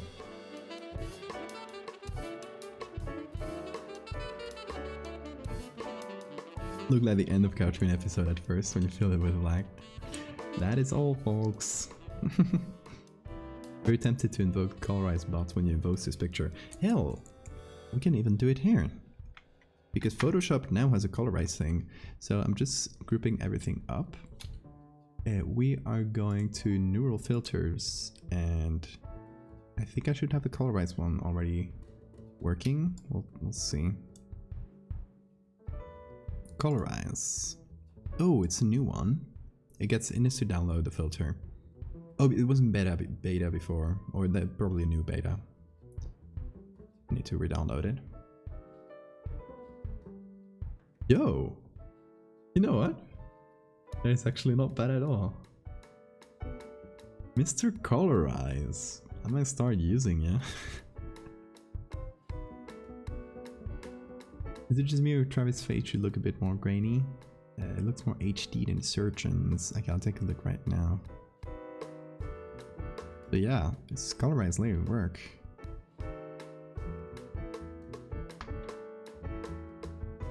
It does add artifacts. Like weird pink dots all around, but you know. Including that. I think more than the HD, it just looks a bit brighter than the Surgeon's. Which I think the bot picked up on because it painted a different color than the rest of the faces. So maybe with just a little soft light and some soft black brush we can darken it enough.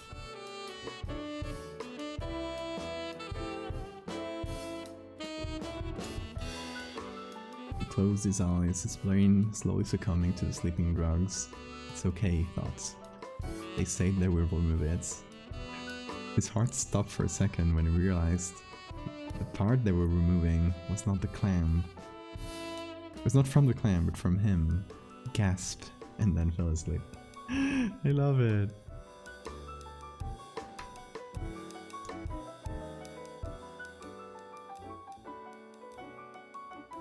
Yeah, I wonder what lore I'll write for this. Because, you know, I'm starting to feel so powerful that I can just say whatever and people will believe it if I make up any fancy word for it. I've gotten lately so many comments about, oh, I had to Google that. I did a poll on Twitter just to like test the limits of this.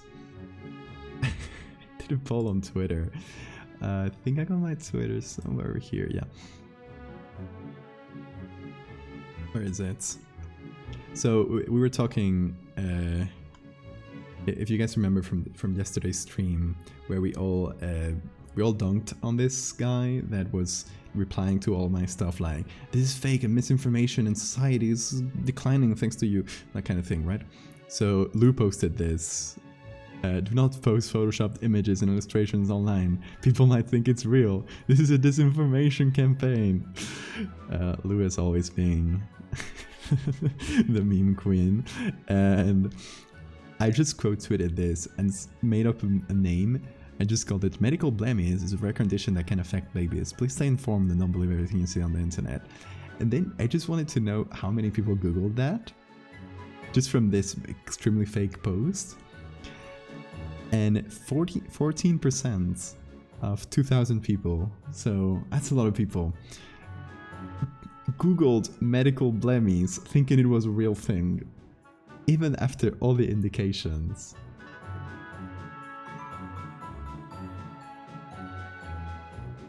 Completely biased poll. Yeah, of course.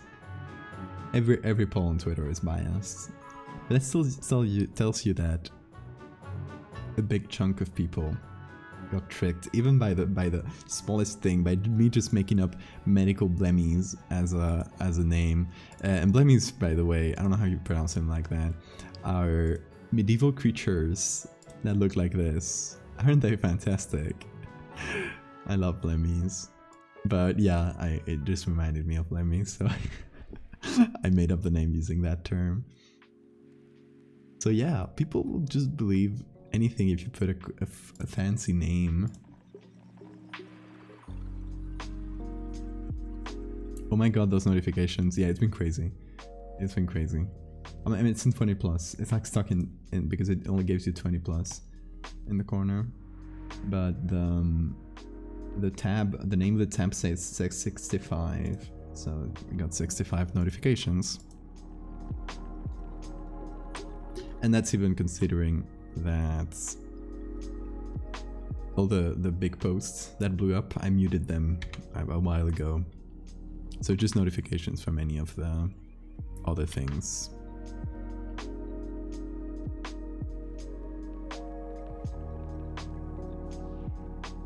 Yeah, those guys are so cool. Oh, did you guys not know about blemies? They're the best. Hold on. Did I think I remove that tab. Yes, hold on. Oh, no, that's not the one. Headless man. So yeah, they're called sometimes acephaloi, like no head, or blemias, blemiae. And look at just look at these guys. And then there's another one that's also very funny from like medieval folklore. I think they're called monopods. Oh, I don't know how to write today. I think monopods might be the name. No,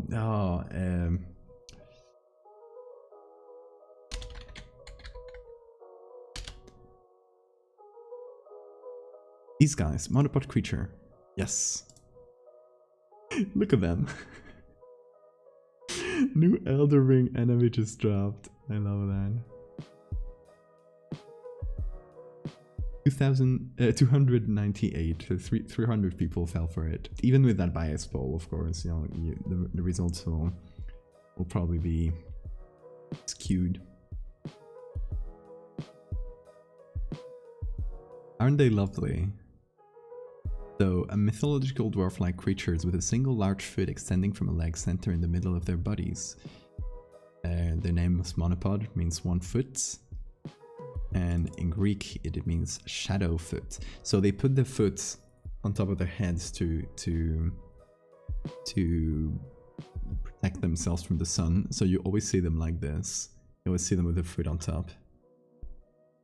I don't know why.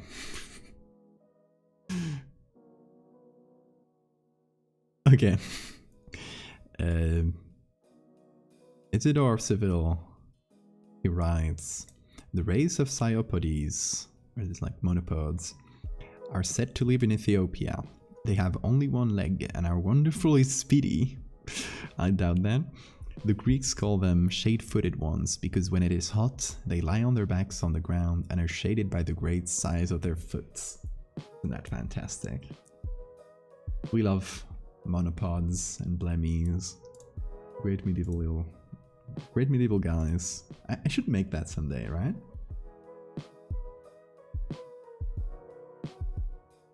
Embossed shit. Yeah, yeah, absolutely. You try not to protect myself from the sun. You should.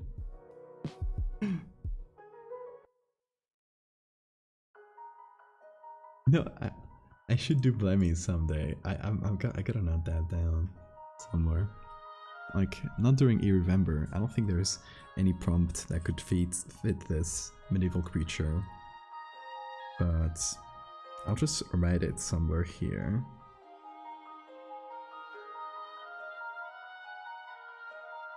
In my eternally long idea folder. No, folder. Ideas. Papers. A lot of things here that accumulate over time. Here.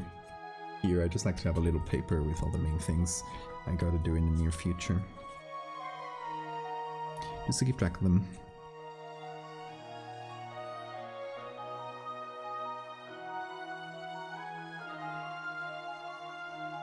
Anyone here Pershing fan? I don't know what that is. Oh, it has little cats, right? Turn yourself into one. Could you imagine that? I just put my face here. Turn myself into a Blemmy.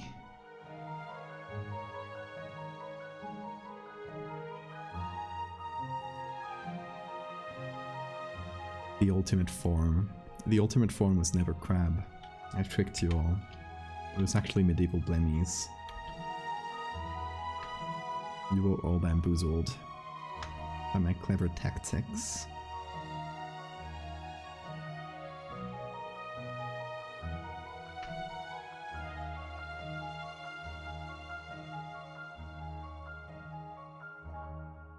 The little cat. Oh, that's so cute.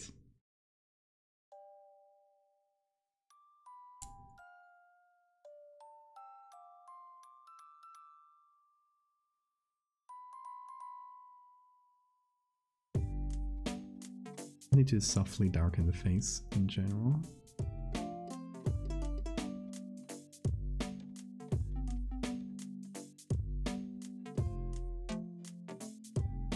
I think that might be a bit better, right?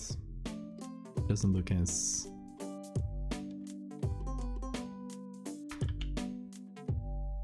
sharp as it did before. Or if it still does, we can go back and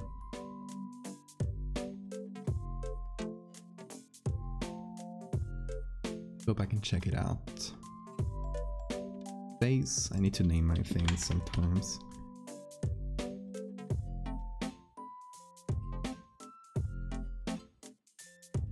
Oh, I know why the face looked a bit weird. Because I changed the levels of the whole thing, and that included the face. I'll make a new levels adjustment.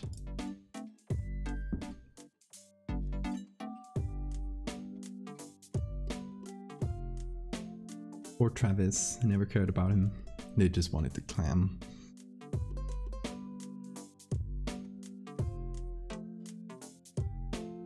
They just needed to make pearls inside him.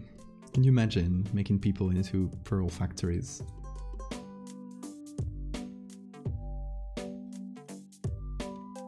Yeah, I can actually, this is the grain layer. I think it needs to be larger, to be honest. That might be the trouble. A little bit larger. I need to make the edge look a bit fuzzier. So I think in terms of size, that should work. And just a little bit less opacity. And then this could use a touch more blurring, and especially the edge.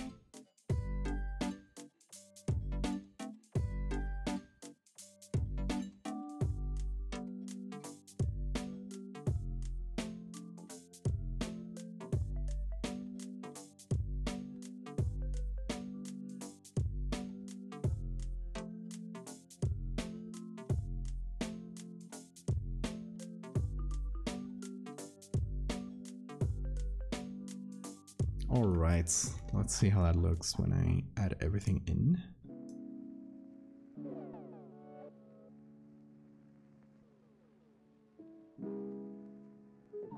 Perils, but they are made of human bone. Oh no. I love it.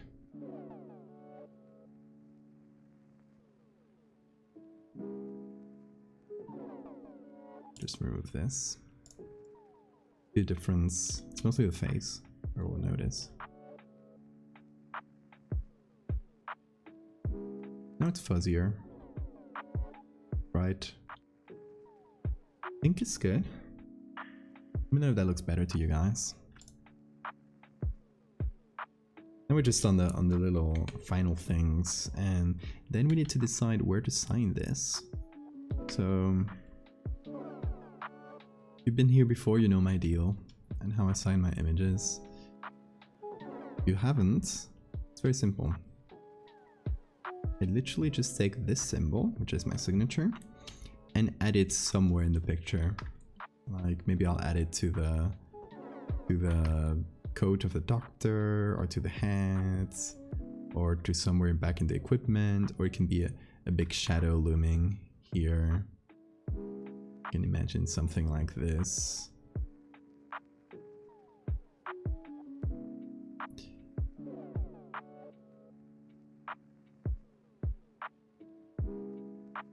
We need to add it somewhere.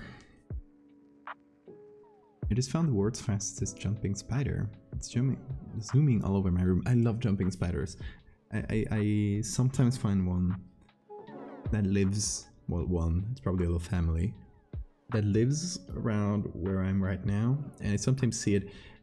On occasion it's been like right over my screen on the computer.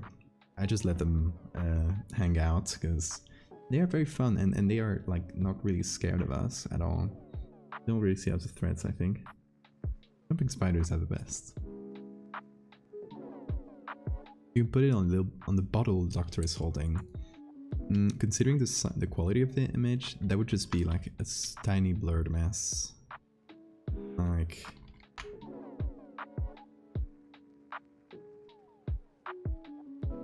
it wouldn't really be too visible, I think. An option, though. Jumping spiders are the best. The one that hangs out around here, I call them Aranta because it sounds like araña in English, and it's a Spanish name. So if I ever catch Aranta walking around during a stream, I'll make sure you guys know. You guys will meet Aranta.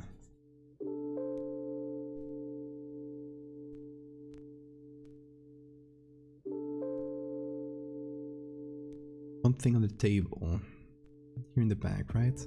I think it's the same situation where it's like too far away and blurry. What if we did there's a mosquito again. See, that's why I need Aranta, to hunt out those mosquitoes.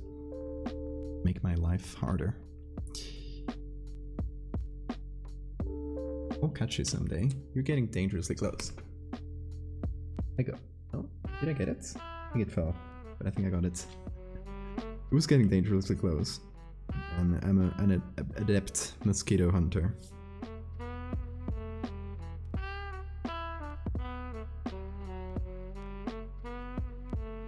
Okay, let's pull the signature in. Let me get it real quick.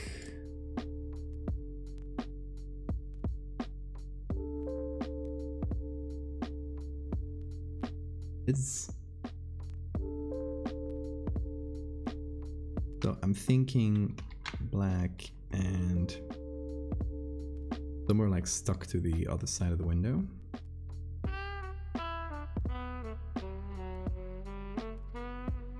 Right, how's that? Riserus? Come in.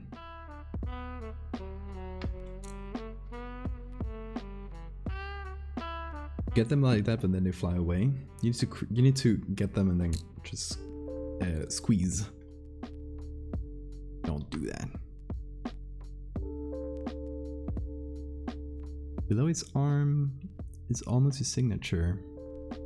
It's a random line or something. Below your arm, below the arm. Here. Like adding a line here and line here.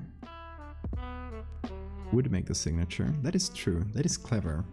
Ooh, that is devilish. People won't notice that one.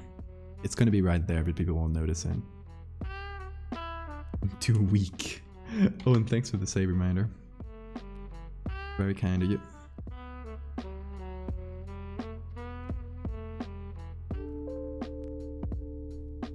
Let's see, I like this idea. Get this.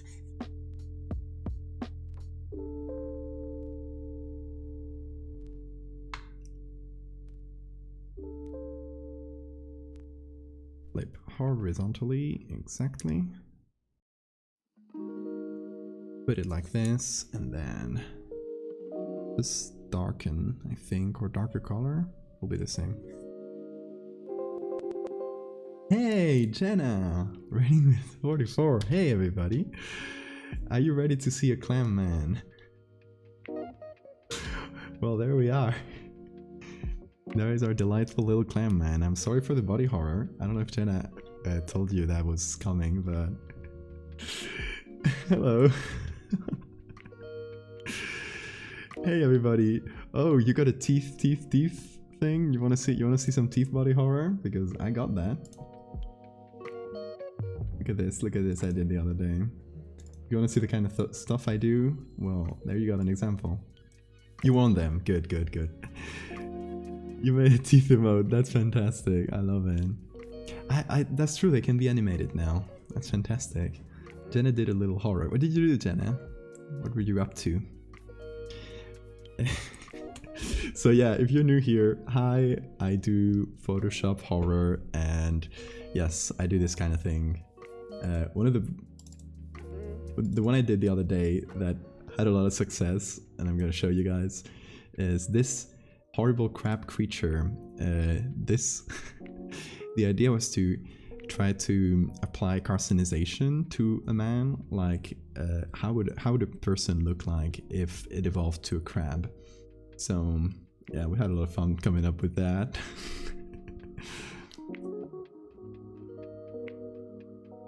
I'm here from the Crabman post. Hello.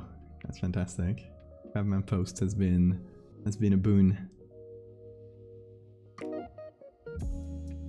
I met some spooky eyes on accidents, and they made them worse on purpose.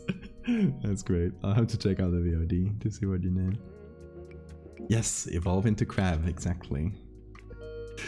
Discard monkey, become crab. You know the fun thing, if you see the original picture for this, the skeleton I used to create this Crab-man was originally a monkey.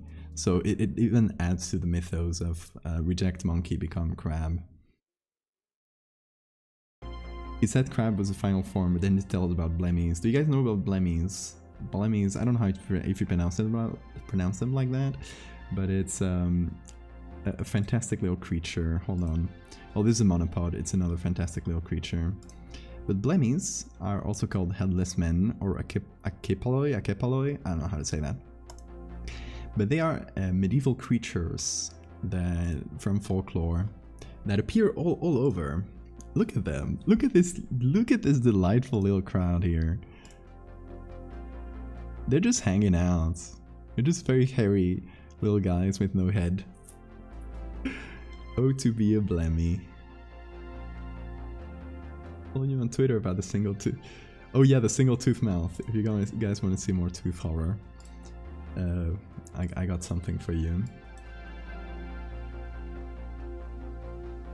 I ask myself this question: what if instead of having several individual teeth, you just had the one?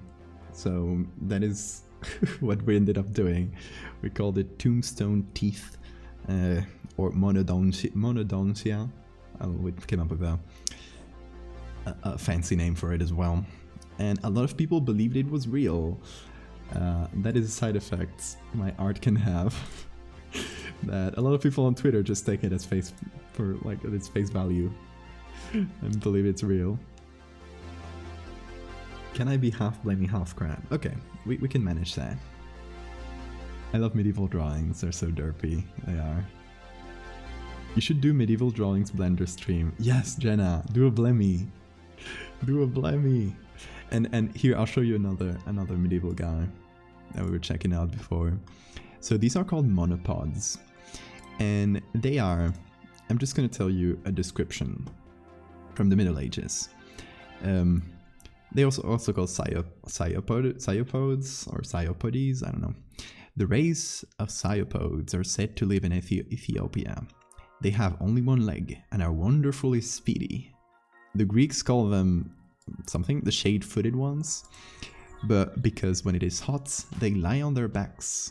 They lie with their backs on the ground, and they are shaded by the great size of their foot. Just look at this guy. Just look at him go. Oh, monopods. You know, that's the best way of protecting your face from getting sunburned. That is a doctor fact. Amazing superpower. Shade feet. So yeah, if you guys could choose, would you become a Blemmy or would you become a monopod? So monopods, you only get the 1 foot, but you become wonderfully speedy, according to descriptions, and you have a built-in shade.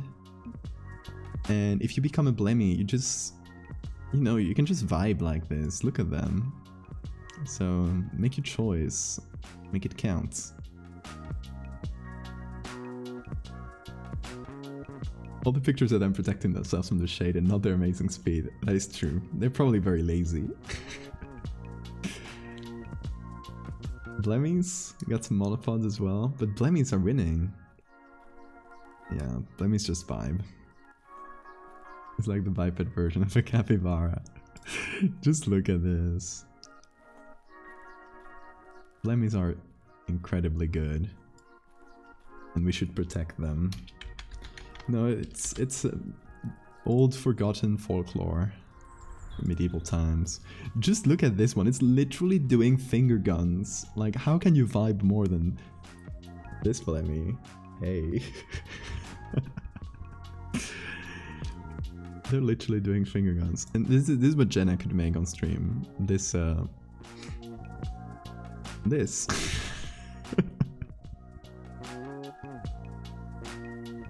Fantastic, I love them. They have little bows and arrows, look at that. See, another thing we like to do on the stream is get distracted by the weirdest things. So today it was Blemmies.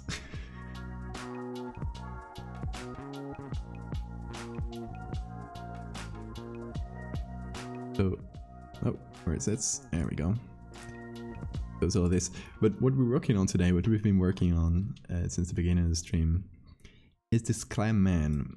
So everyone hydrates. Thank you, Theo, for reminding me. I haven't hydrated in a while.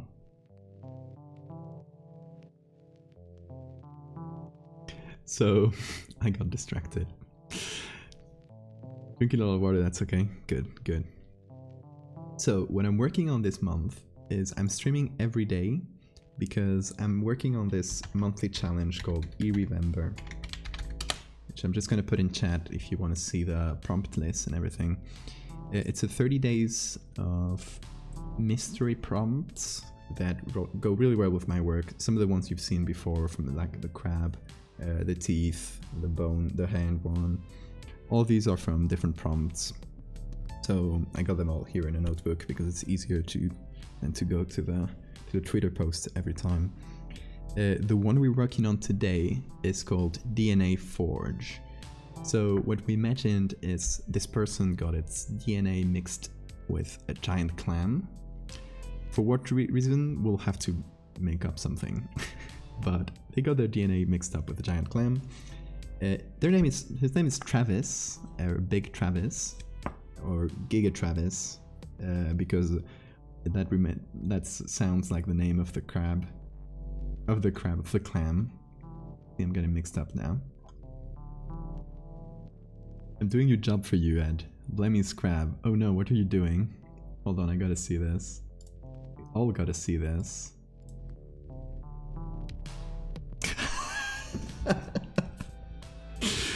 Oh no! That is fantastic. I'm saving this image. Yeah, you're a Photoshop master. Oh, see that's I keep getting bested by my own chats. This cannot be.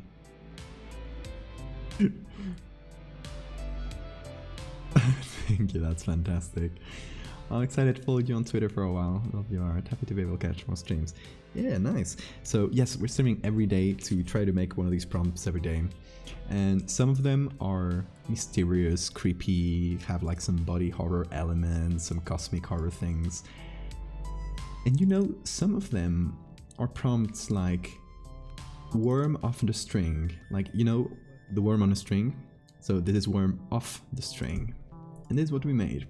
It was extremely cute, and I love this guy. His name is Richard, and the lore for him is he's actually the worm on a string of Cade, a friend of mine, one of our viewers, who was here on stream yesterday. And I was trying to find pictures of worms on a string, and I couldn't find anything with a compatible license or anything. So Cade soldiered on and took a picture of his worm Richard, which is the one we can see here today. Kate took a picture of Richard and sent it to me so I could use it and coil it around the building like it was meant to be. So this is the worm on a string when it finally really frees itself. And the lore we made up for it, because it happened that the original picture had the moon here, and we kind of by accident made it look at the moon. So the lore is that Richard, this worm on a string, fell in love with the moon, and once he was released from the string that bound him, he unleashed all his power to go to the place closest to the moon. So he climbed the tallest tower just to be able to see it. Just to be able to be the closest as he could to his love, the moon. Isn't that cute? So yeah, Skate was our savior.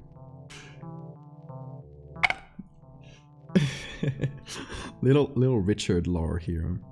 Also, we love to name our horrifying creatures funny names. So this guy's Richard. See, for example, the one we made a few days ago was this eldritch creature that was summoned by accident in a particle accelerator, and we just named him Greg, or it's Greg. I think it has a void entity has the concept of gender, so it's just Greg, and everybody loves Greg. That guy is a Greg for sure. So the story we made up for this one was very fun, because the idea is that this huge super advanced research lab is making particle accelerator and investigating like fusion energy and all that stuff, and it's creating this particle accelerator, and somebody's like up there fixing something, and by accident it goes off, and the beam just completely evaporates this guy. So this eldritch entity from another universe sees this as a sacrifice and travels there, like it's summoned by accident. But it turns out that it's in a tube in a particle accelerator and it can't get out from there. So now it's just stuck in there, and they can't really do anything with the accelerator anymore because there's this entity living in it. And they're just kind of stuck in there with their cute expensive machine that they can't use. So they just keep working around it and just start referring to it as Greg. And at first, you know, Greg is like, release me or give me sacrifices. And of course they don't have like sacrifices, so they just throw their leftover food and their tuna sandwiches and stuff into Greg's unending maw. And eventually he warms up to humanity, starts like chatting with the people from the job, and you know, he's like heals some broken friendships, helps you know, he helps Jeff through his divorce, and And eventually, you know, everybody loves Greg. So it's a fun little story. Greg is down to vibe, of course. Greg's unending maw. Does Greg have a favorite sandwich? Oh, he does. It's tuna sandwich. And it is, I'm not even kidding. We made up this lore when we were streaming. Like, tuna sandwiches were part of the lore. My brother-in-law is named Greg. Have you checked if he was an eldritch entity from another universe by happenstance? Please do not have a bittersweet plot twist. Okay, so at the end of the original Greg movie, I'm not making this up, by the way. This is all Greg lore we made up. That was made up by consensus. At the end of the first Greg movie, they eventually, the government has to turn off the machine because it's taking too much money off. So once the machine gets turned off, Greg has to go back to his universe, and it's a bittersweet ending, and it's very sad. But then there's Greg 2, the sequel, and in the sequel, the first guy that got vaporized in the first movie at the beginning. I love that this is just. I'm not making this up on the go. This was literally agreed upon lore. So the guy that got vaporized at the beginning of the first movie comes back and is now another eldritch entity hell-bent on destroying the world, because he has been watching all along and he has noticed everybody forgot about the guy, everybody forgot about him, and started caring about this terrible entity named Greg. And he now is back and hell-bent on vengeance. So they have to bring Greg back. They have to summon him back to be able to fight off the other. I don't know what the other guy's name was, Jerry or something like that. I don't recall. But yes, so there's a bittersweet ending to the first movie, but then they bring him back, and at the end of the second movie, the conclusion is that they are able to get Greg out of his containment. So it's now like stuck in a little, like he's still stuck, but he can move around. Like they make a little contraption so he can get out, and he can go out and live his life in the human world. He's not stuck anymore. So he just like lives a normal life, you know. He probably has love interests, I don't recall. But that is Greg's lore. Then, of course, there was a 2015 Greg remake that everybody hated because that was a cash grab, wasn't it? Nobody liked the 2015 Greg remake, but now they're saying that they're gonna remake it again, but they're bringing in some of the original, like the original creator, and they're not doing CGI as much as the 2015 remake, right? So they're bringing back some of the practical effects from like were kind of charming from the original movies and original creators. So people are excited again about Greg, which is very cool. Hope you guys enjoy the Greg lore. The movie is called Local Hero. If you look back closely, the main character was I don't know that movie, so I can't tell you. They better not bring back that shitty CGI again. Oh my! Like the best thing here is that I'm not making this up. This is all lore we made up in the span of a single stream, like just riffing on each other's thing and continuing the story. So yeah, we like to give our creatures lore, even if it's just lore that stays within the stream. It's still important. So of course this is Richard and fell in love with the moon. I think somebody's working on an actual fanfic of Richard / Moon or X Moon. So stay tuned for that. If you're on the Discord, you'll be able to read it as it comes out. I don't know I think it was Marina who said she was gonna work on that. So yeah, back to body horror. Why not? This was all real. Yeah, the Greg movies happened in real life.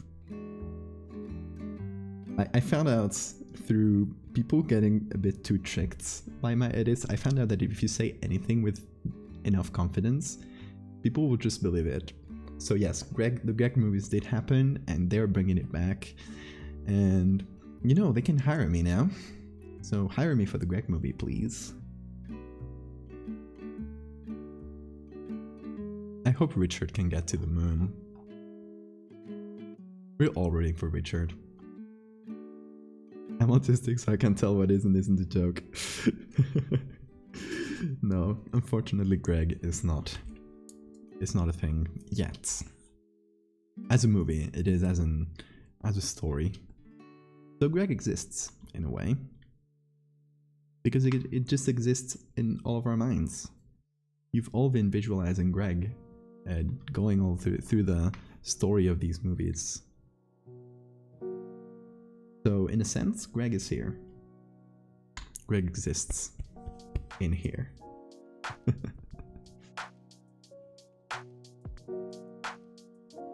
So, okay, explainer here to what we're making. This might seem senseless, but I always sign my pictures the same way, which is including this little symbol somewhere, and I try to hide it somewhere sneaky. And this was Faya's suggestion, to make it with the little fastener things. I don't know how to call these. So it originally looks like this. So we are gonna just copy them twice, since we already have like the job half done. We can do this. Sometimes it's like really sneakily hidden like this. Sometimes it's more obvious, but it's a fun little thing if you want to go back through my work and look at a few things to try to, while you're at it, find the signature, whatever it is. The real Greg was the friends we made along the way. Exactly. I like that. So I know this strap is kind of floating, but doesn't matter much. There it is. I think it's visible. Like, it's very visible because it contrasts a lot, but it's integrated well, so I don't think people will notice at first glance.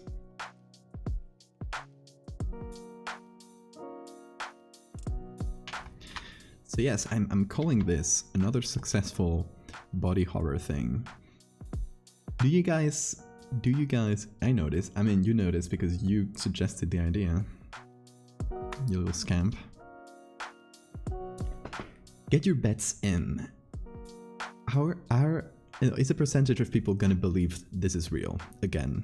Is it gonna happen again with this picture? Or is it too outlandish? Because every time I think it is too outlandish, people still believe it. Like, okay, because you guys already know like what I'm doing and this is fiction, but you won't believe the amount of people that believe this and actually told me like they googled what it was. Like I named them the Lelanchon experiments because that's my second surname. So that was a little bit of hidden lore there. You won't believe how many people thought this was real. I think it's too outlandish, but I'm not other people. You guys would think they'll believe it. I think someone out there would believe it. Smack a little fake fact page watermark on there. Somebody's bound to believe it. Yeah, but it was impressive how many people believe this one, especially considering the lore I gave it, or the. So I post everything with a tiny bit of lore. It's usually like a tweet or two long. I try to make it just short, just a bit of context to the image I'm making. And oh god, I forgot about this. Oh, that's fantastic. So just to show you the lore I made for this, it was skeleton recovered from the Lelanchon experiments on human evolution. In these tests, volunteers were subjected to procedures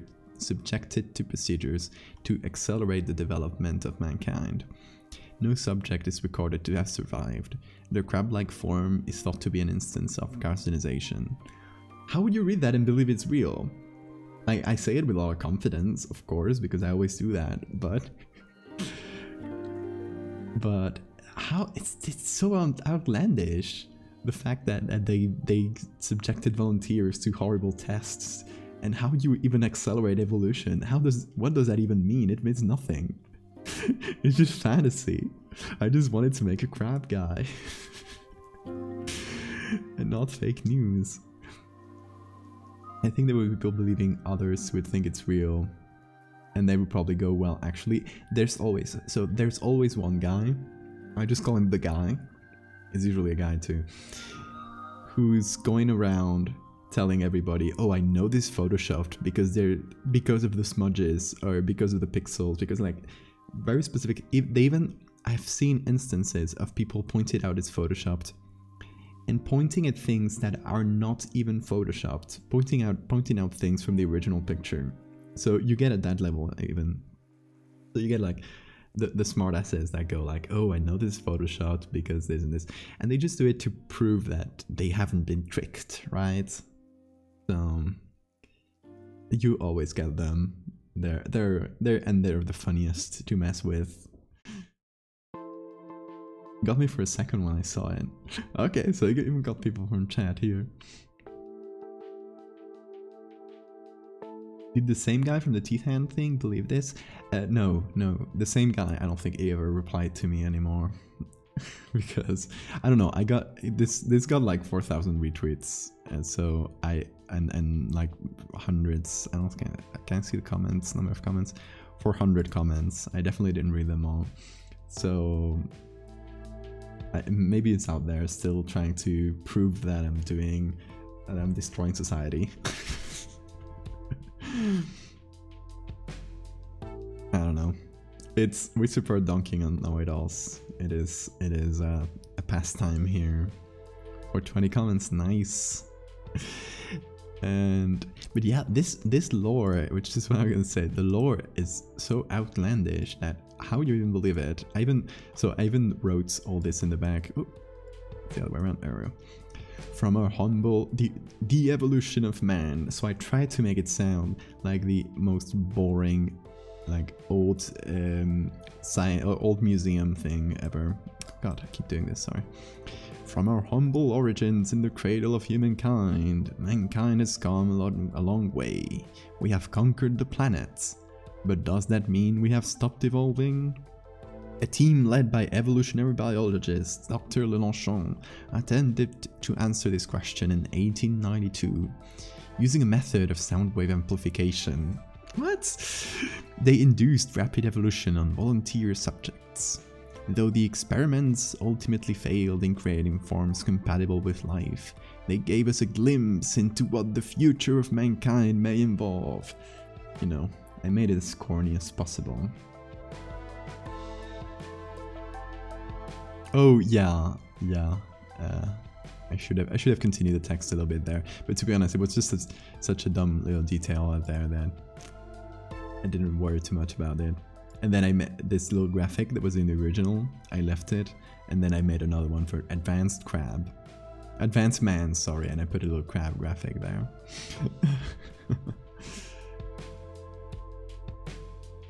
Can't believe this is real. So yes, this is real. This is real, guys. A doctor named Lelanchon tried to convert humans into crabs in 1892 for some reason. I don't know why I chose such a faraway year. Advanced man.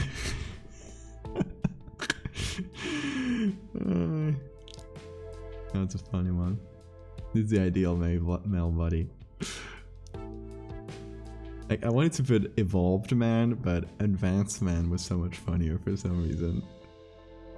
Picking up a crab off the seashore, behold, a man. So yeah, it was so funny to see a reaction to this. It was incredible. Like both the good and the bad and the smart essays and stuff. Should I actually Yeah, I'm gonna show the conversation, because it was we messed with this guy for a little while and it was quite funny. So it was one of those smart guys that appeared, and I just gotta fish the message out from the Discord because I posted that yesterday. Okay, you guys are ready for a ride? So this person, and don't go after this person, by the way, just ignore them, because they're doing nothing. I mean, they're not doing any harm. We just had a little fun with the replies, and then just leave him be, because first he sees my post. I'm gonna assume he, because of the profile picture. My post, it says, "Stop posting fake stuff, eh? The world is full of gullible people. Don't choose to add to the idiocy." And yeah, at that moment I was like a little bit weirded out. I didn't engage with it, but I was like, oh, you know, I thought, here's the smart guy, there he goes. Okay, next thing. And then someone points out that this guy, the A is, oh, so passive aggressive.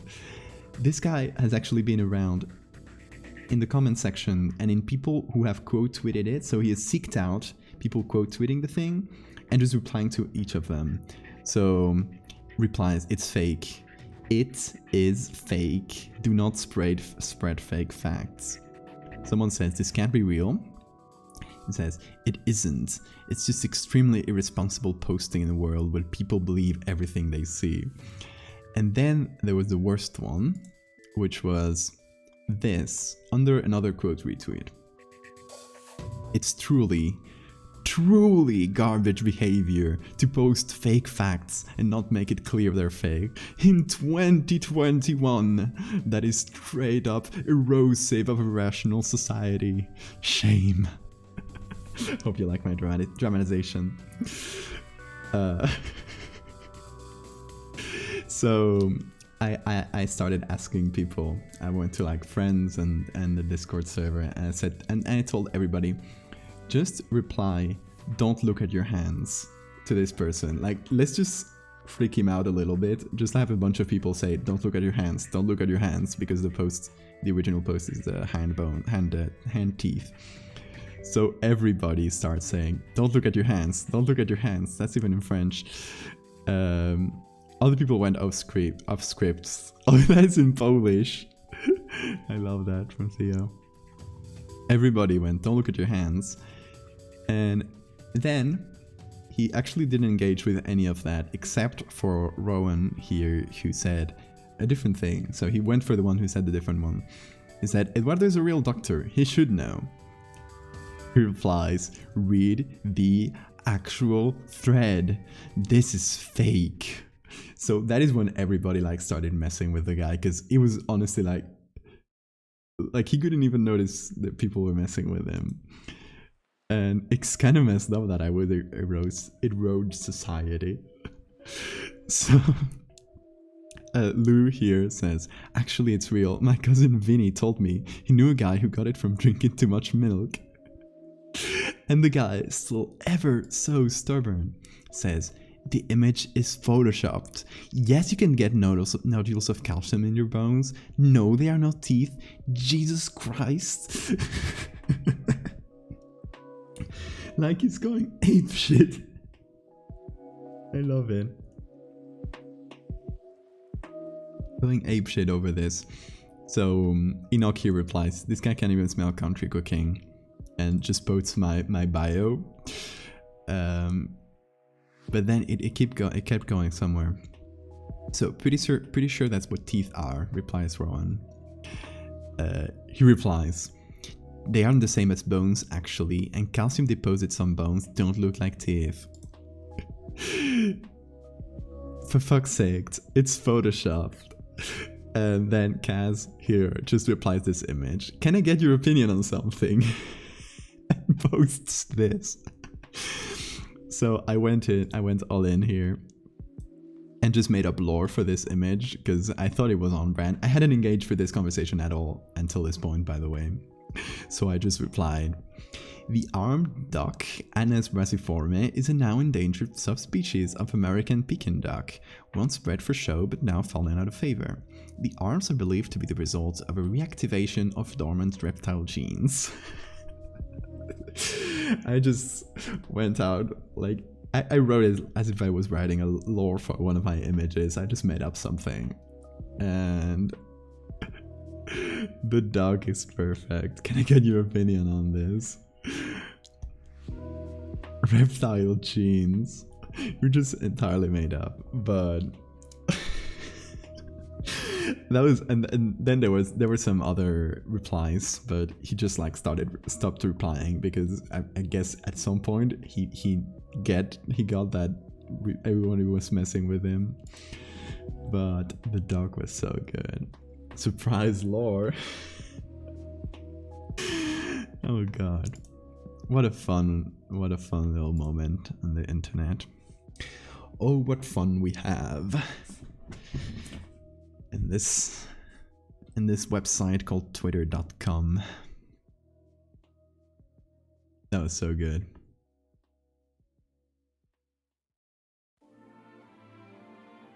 It was one of the top moments of the last few days, for sure.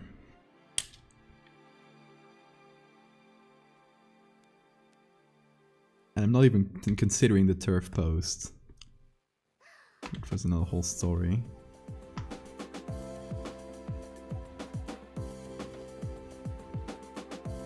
Between turf dunking, that guy TM, and screenshots of one of your tweets making it to Facebook.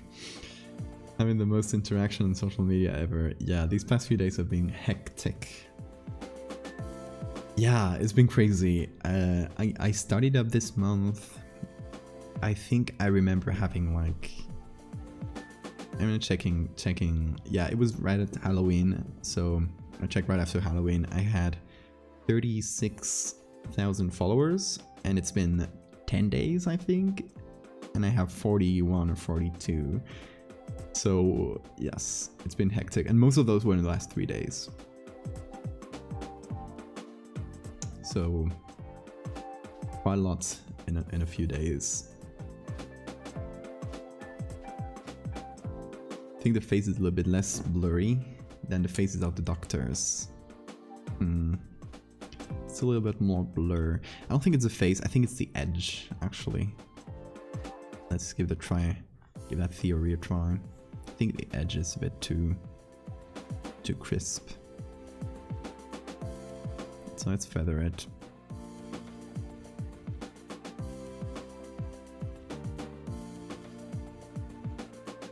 Did that do anything? Yeah, it did. To defeather this.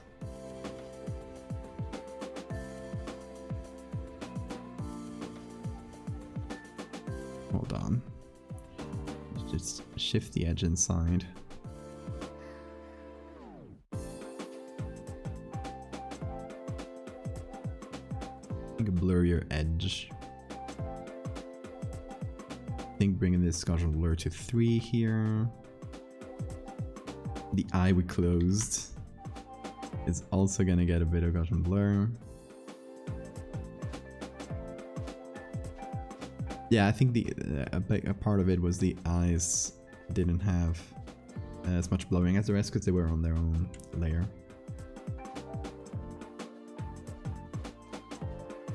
Can't stop looking at the nostril. Why are you guys looking at the nostril?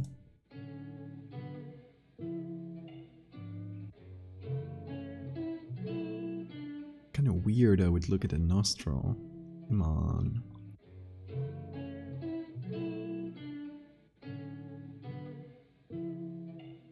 Let me push that up to 3 on both of these. So that's going to be 3. That's going to be 3. Just adding a bit of blur as well to the siphon, to the whole clam area.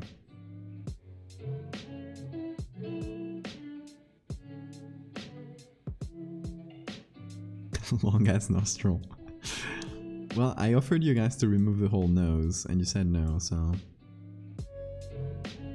Now the nostril is staying. I can make the nostril brighter. That helps. Just ever so slightly.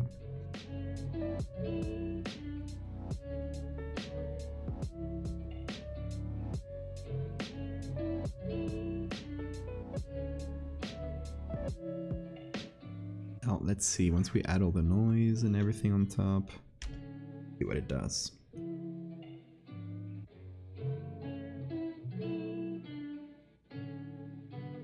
No, the nostril should have the same graininess. It does.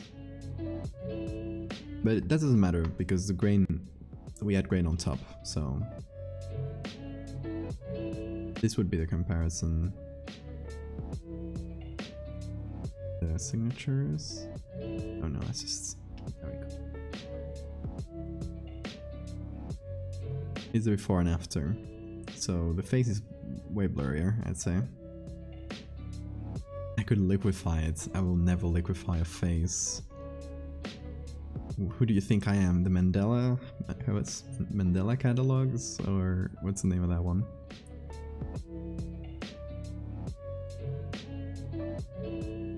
What do you think I am? Some kind of analog horror maker?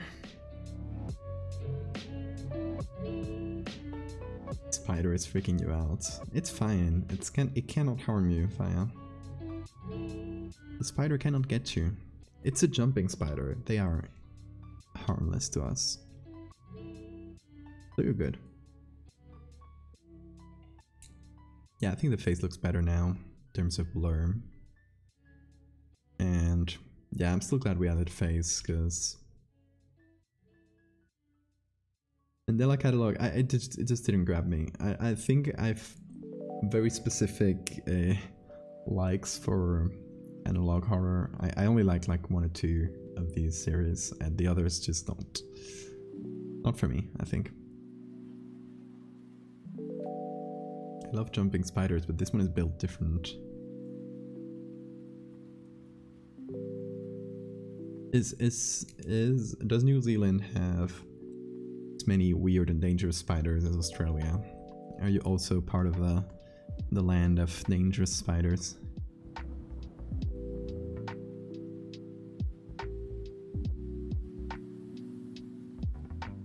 Thumbnail freaked you out so much. I think it's fine, Mandela catalog. It's kind of like jump scary, and it kind of breaks the analog horror format for me, because it even from the beginning it barely feels like a real thing, like a real broadcast that could have happened, like you would get with Local 58 or something like that. It does feel like does feel much more like that. It's kind of like it takes all the trappings of, or the aesthetics of, like 80s TV thing, without any of the substance of it. Like, it doesn't feel like it just takes, like, it just puts a VHS filter over it, right? And that Mandela catalog is not the only culprit here. That is a very common thing among analog horror things.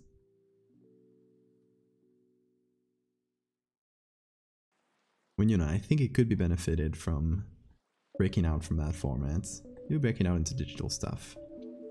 I would love to see someone try the same style of what we call analog horror, but like make it into a 2005 YouTube video on Minecraft Let's Play from a little kid, and turn that into a horror series. Imagine that. That would be cool, right?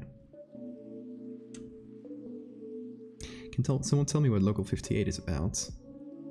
Local 58 is like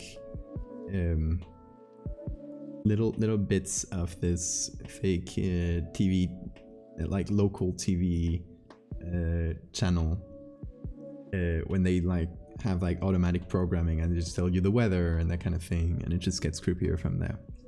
And it kind of birthed all that like genre of internet horror. But I think they depend on Local 58 too much. There's some more original stuff though. Not trying to lump it all into into the same thing. A one poisonous spider is a catypo and it's endangered. Oh. Only need to watch out is for the whitetail, not poisonous. This has dirty fangs that bites and are prone to get infected. That's fair. There's some massive spiders that look very intimidating, but their bite could be compared to the sting of a wasp. I always grab them with my hands and take them out of the house, so people don't squish them. That's good. That's good. I love spiders, and people are too freaked out about them when they're actually just buds that help us get rid of mosquitoes and other pests, and don't have an interest in humans.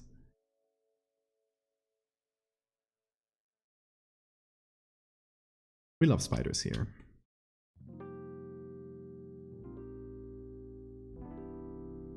This is a spider appreciation Twitch channel.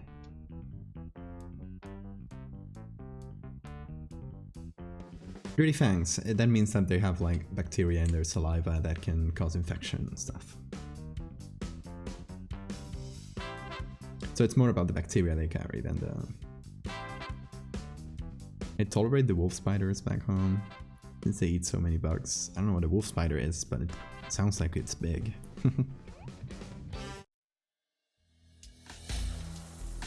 Is there anything else we could do with this while we're here?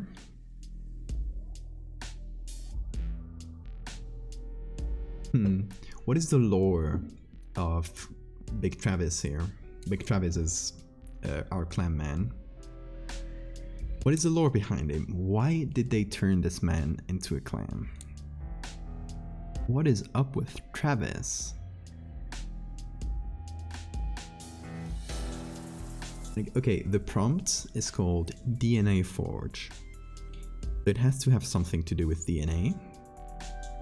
So it's gotta be like they mixed the genome of this guy with the genome of a giant clam. We just gotta figure out why would they do that and what are they doing to him right now. What is the relation between humans and clams? None. They're both animals from very different groups. It's a deep sea explorer. Maybe they did it for utility. We have been interacting with the bivalves? I don't know how to say that. For thousands of years. According to a new study, the animals have actually thrived under human management. So our destinies are interlocked, is what you're saying. My first thought was that we were gonna try a different kind of DNA, but someone mixed it up by dirtying the samples with their the seafood, and they... I love that. A lab accident.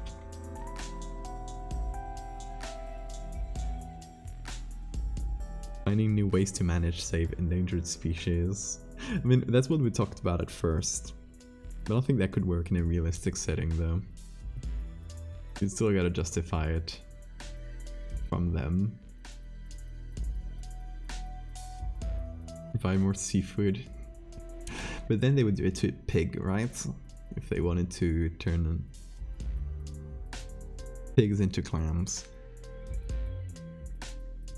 Because if you do that to a human, you would kill the guy if you needed the seafood. So it needs to be more like a research thing gone wrong, more than provide utility, because I don't think this can provide any utility, either to the man or to humanity, to have terrible hybrids of man and clam going around.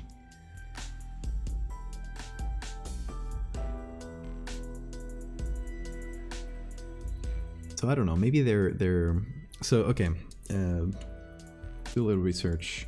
When the duck, I always open the browser tab and have no idea what's gonna come out.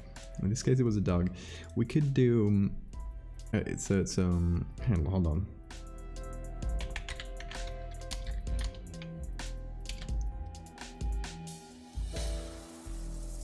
So let's see about the history of DNA.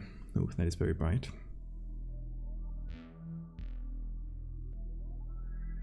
So it was first isolated in, okay, 1869.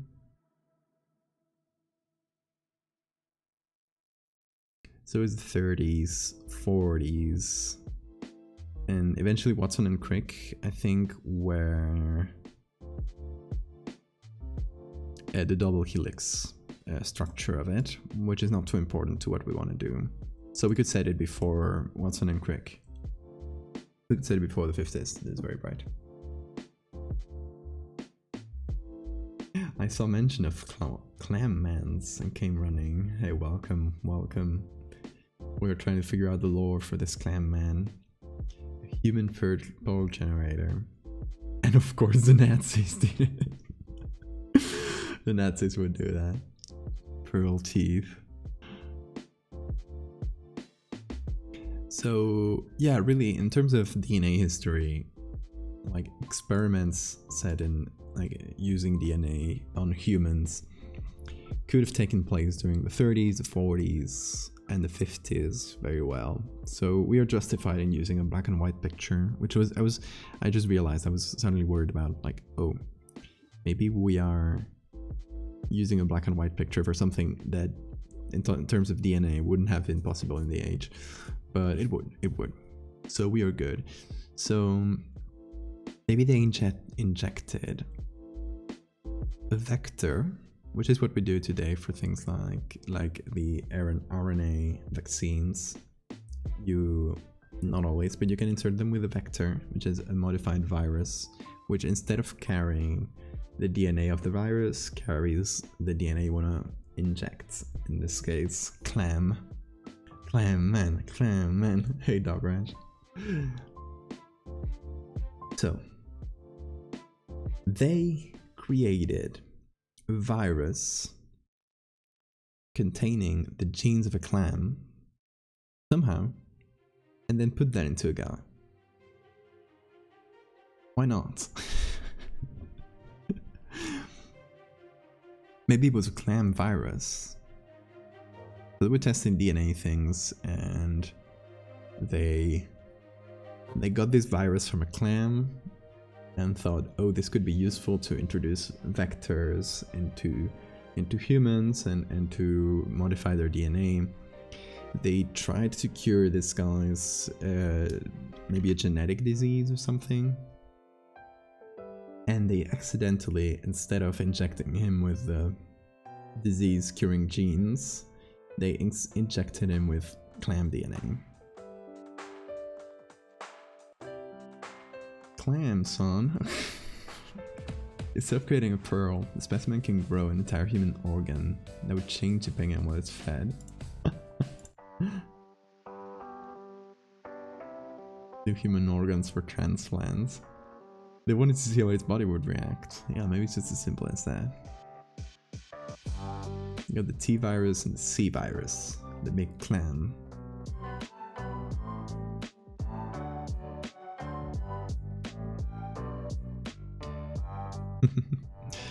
So maybe they're trying to find a use for this weird mutation they caused on this poor guy by accident. Yeah, I think it's gotta go with something like that, right? They accidentally injected clam DNA into this guy, and now he has the DNA of a human and the DNA of a clam in the cells in his body, which are making him turn partly into a big old giant clam. His name is Travis, by the way, if you missed it before.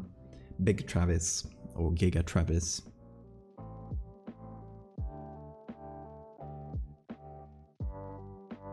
C virus. Oh, I will accept the dad joke. It's very interesting but weird Japanese folktale about a clam that turns into a woman. Or a woman that turns into a clam, not sure. We could tie it to folklore. We're going way more science-y with eerie November things. I would like to do a bit more folklore things. But I'm liking the sciencey aspect of it. It's also people are enjoying it, evidently. So I think the sciencey take on it is fun. But folklore I wouldn't be opposed to if we went to like use something inspired on Japanese folklore or whatever. A diver that touched a cursed treasure. I like that. I got into a Davy Jones situation. But I still prefer octopus to clam. I like that you bring out folklore. Makes me think of genetically man-made kappa. I like that. Something like tests that happened when he was young. But the effects only... Yes, I like that. Yeah, that's a very good point. Make it more medically believable. Like you don't just pop out and suddenly you have a clam instead of... Maybe they attempted to do... So maybe we go back to the virus idea of using a virus to inject DNA. They actually tried to cure, as he was a newborn, they tried to cure him of a genetic disease. And instead they accidentally injected the clam DNA, and slowly over the years he ended up growing a huge clam on his chest. Is Kappa a turtle? I'd say it's close to a turtle, yeah. I don't know what the origin of the myth is though. Maybe just a little guy. Sometimes folklore creatures are just little guys. Hey, this kid has polio. Fuck, we gave him the clam needle. Oh no. You're trying to help with overproduction of calcium. Can you imagine? It's a cure to calcium hyperproficiency, to the one with the bone, with the teeth in hand. It's a sequel. It's a sneaky sequel to Bone Hand. Or a Teeth Hand. This one, if you don't know the one I mean. Yes, we could drop a little mention to calcium hyperproficiency, which is the made-up name for this disease. We could drop a little reference to it. Also, how about the clam DNA part? It was intentionally because they wanted to use some specific property of clams that could help the virus. Yeah. Yeah, kind of like a prolonged side effects after many years. Clam-man with teeth. I don't know what properties clams have they can use, but hey. Can't wait for the epic saga of that guy to continue. He probably died. The calcium just moves to the clam shell. It's actually genius. You would cure the calcium deficiency. The teeth hand got sent in the server I'm in, who thought it was IRL. Oh no. Hope you were able to explain the actual origin, so that people didn't get confused.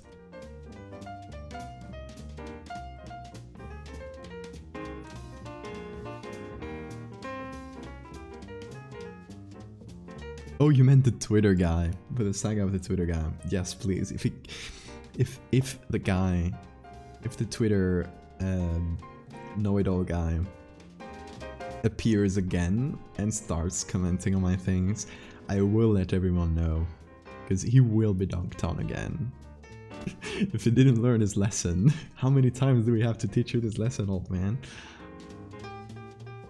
His style of body horror specifically reminds me of the backstory for Seaman on the Dreamcast. There's a backstory for that. I just saw the cursed images. I never played it. Kind of an obscure reference. Yes, I know that game as a very cursed piece of media. Yes, you weren't there for the first dunking. You gotta be there for that. So next one, if this happens again, I'm tagging you specifically. Oh yeah, you can't miss the next dunking. On Twitter, smart gallows. You jump in here. Big face. The seaman is a descendant of an Egyptian prince. Okay, he got turned into. So it was cursed. Oh, the poor guy.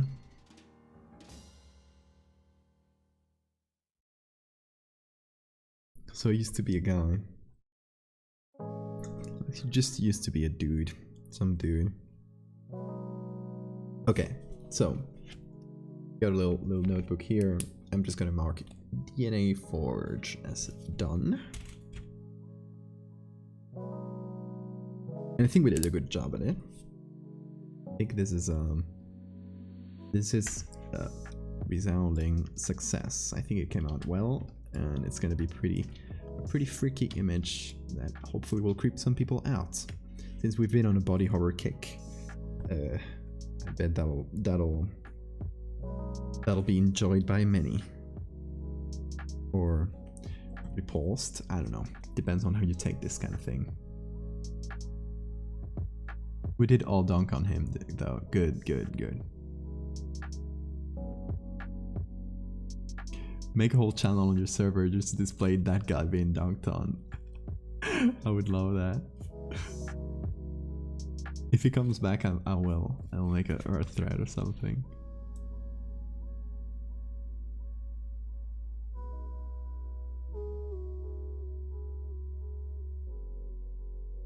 But yeah, I think we're pretty settled with the lore. I'll probably, since at the end of the day, I gotta fit this into a tweet. I'm trying for each of these little stories. I'm trying to fit all the backstory into one tweet. I'm trying to. If I have to go over one, then I will. But I'm trying to be like very specific with it. Just tell enough context to like give people a clue of what's going on, give something around the image, but not that much more. But yeah, I think that covers DNA Forge. Tomorrow's prompt, or the day after tomorrow, so the one that we'll be doing on tomorrow's stream, is Amniotic Tank Experiment. And that should be fun, shouldn't it? Amniotic Tank Experiment. This reminds me of the first prompt for this. Was this one. The first prompt for You Remember was Homunculus Museum.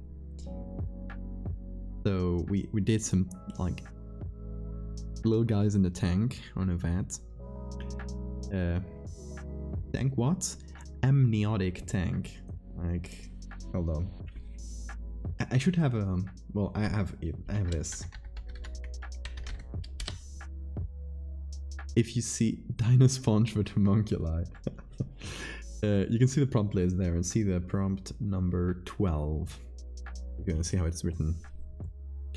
So, the only thing I got noted down with Amniotic Tank Experiment is, here, is sequel to Homunculus and question mark. So I don't have any very specific ideas, as you can see, but it could be a sequel to these two little rascals.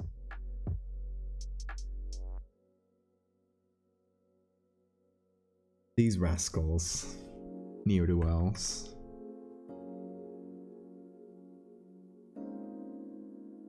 Dino Sponge, it's good, it's good. The Rat Boy. The Rat Boy. I love it. A bunch of people made the Simpsons reference with that. Homunculus 2. Could it be a direct sequel to this? Kind of like, so for the lore for the first one was these were the result of some failed experiments by the famed doctor. Which doctor did I pick? Claude Bernard. Claude Bernard was a French doctor from the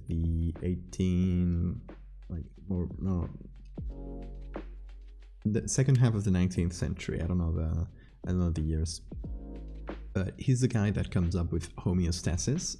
Homeostasis, if you heard of that concept.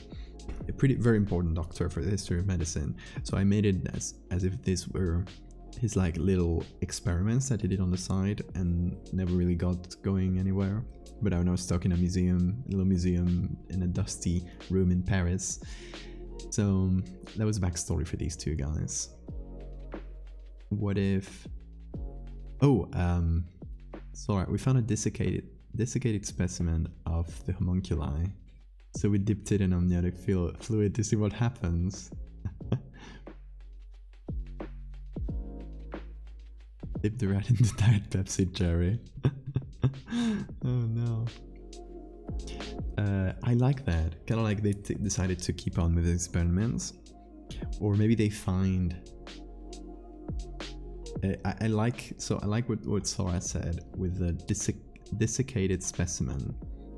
Maybe apart from the ones that were in the museum that are conserved in formaldehyde, maybe they find a dried specimen in a dusty box somewhere that was actually like way more advanced. So it was like still a little guy like this, a fucked up little homunculus, but instead of being fetus looking, it's like child looking. Like it's grown a few years, you can see clearly.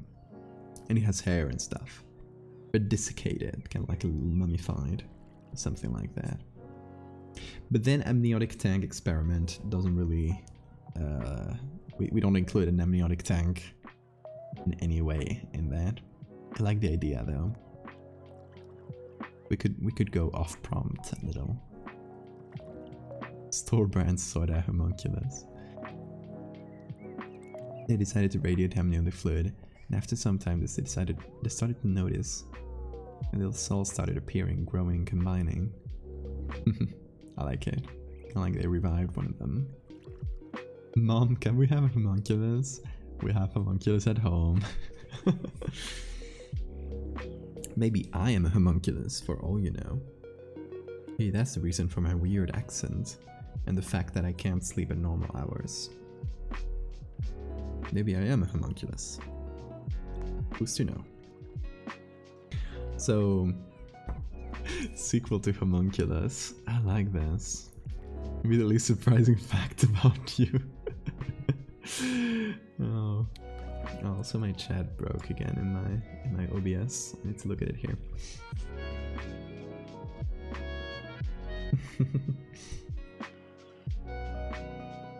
But yeah, amniotic tank.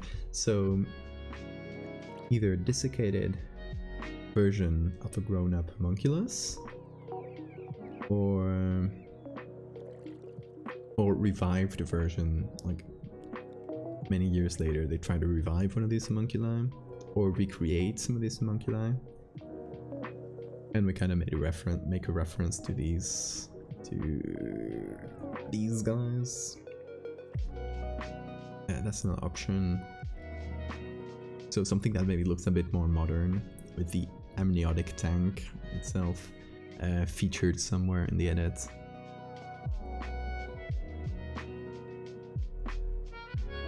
Fascinated by the fact that you have one more bone than the average human, because it had to get cut in two. Well, yeah, cut in three, but then the middle part was removed. So in total, I have one more bone than the average human. What? Yes, yes, that is a real fact about me. My hyoid bone here, I had surgery on it. I had to, I have a cyst coming down through it, like through the bone, and down here. So fairly noticeable, but you can see a surgery scar right here. And yeah, the cysts went through the bone. So if the bone looks like this, so they had to remove the middle part, and they left just the two corners here. They had to remove the middle part to be able to get the cyst out. So yes, I have one more bone than the average human. Hey, it's Ella.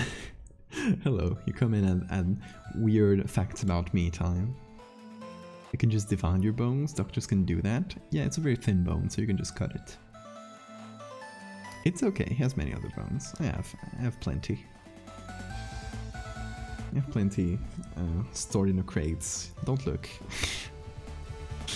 You wanna know how I got these scars? Yep, exactly. Surgery.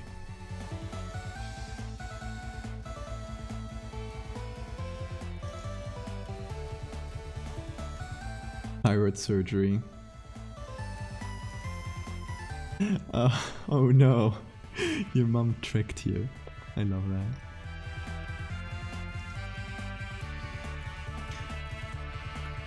What are the bones doing? I have too many bones. I have one extra bone. Anybody wants it? Anybody wants my extra bone? Never broken a bone in my life. Me neither. Except if we consider the bone that is literally cut in 3. But that's not breaking a bone. They cut it. Let's say. It's from my collection. Too much calcium, exactly. You don't want to get like teeth going in your hands. You gotta remove some bones to keep your calcium balanced. I want all the bones. Puppet took mine. Oh no, you're still without bones. You gotta get them back. Anyone want my extra tooth? Artists are just freaks. I want your extra tooth. Is it real? I want it. I will literally pay for shipping if you send me a tooth. Because I can then use it on edits. I'm not even kidding about this. If you do actually have a spare tooth around, send it to me.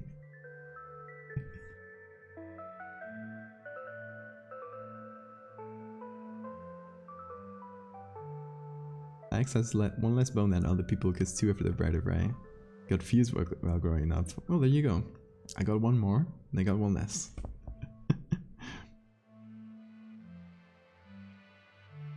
Artists are just freaks. We are. We are all freaks. Don't know what happened to it. Oh no, you gotta get it back. Why wouldn't you get your bone back? Or the tooth back, sorry.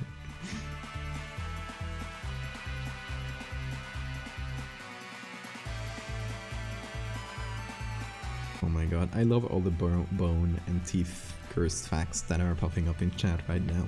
It's so fantastic to hear. We all have cursed bone stories. We all suffer from the bone curse. I love saying the most random shit. You guys indulge me too much in my weird diatribes. And some cat fangs, knotted jaws, and toad bones. Ooh, you can make a very witchy potion with that.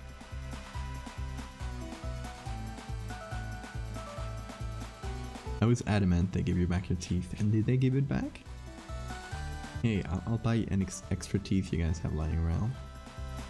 I'm for real. Now teeth are apparently my brand, so I gotta make the best of it. And if I can get some real teeth to put into edits, then all the best, all the better for me.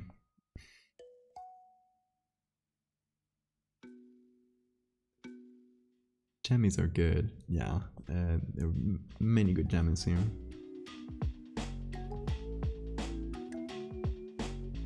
Send me a message tomorrow when you wake up. Why is that? I won't remember. I have the worst memory. Find your baby teeth and take pictures. Please do. Please just send them on and put them on an envelope and send them my way. The previous, hold on. I can just go to.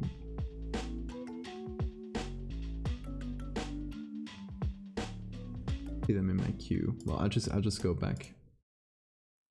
Oh yeah, it's from Minute. From the game Minute.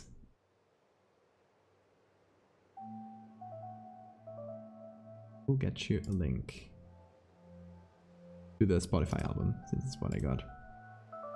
Open right here. But yeah.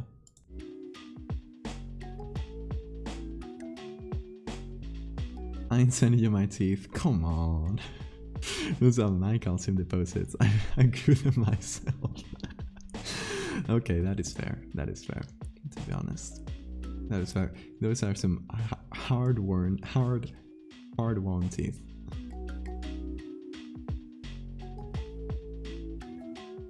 A friend of my friend's mom kept all her kids' baby teeth in a jar on top of her fridge.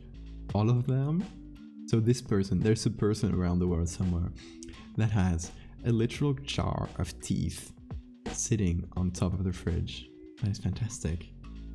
I want to meet this person, the tooth collector. I'm convinced surgeons are after our teeth. They won't give them back unless they have to. It is a prime example of one in our teeth. Yeah, they just add them to their own mouths. Have you ever seen the inside of a surgeon's mouth? The ones that get the teeth out, of course. Yeah, ask them next time. Ask them to like open wide and you'll see it's just full of teeth in there.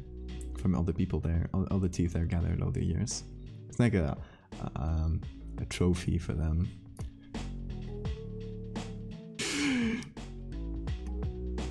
If you say anything with enough confidence, people will believe it. Can you imagine people actually asking their dentist, open wide, I want to see all the teeth you've collected over the years. You have a beer mug full of teeth, of horse teeth somewhere in my house. That's fantastic. Bechtel, I need those horse teeth. Can you send me some?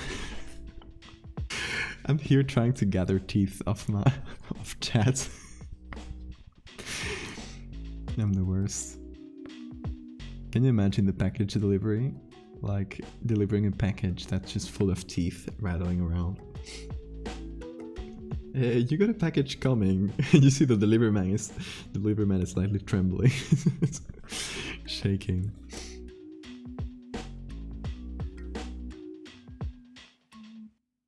Change your social media handles to the Tooth Fairy. Check out my Twitter handle right now. It's got a teeth emoji in it.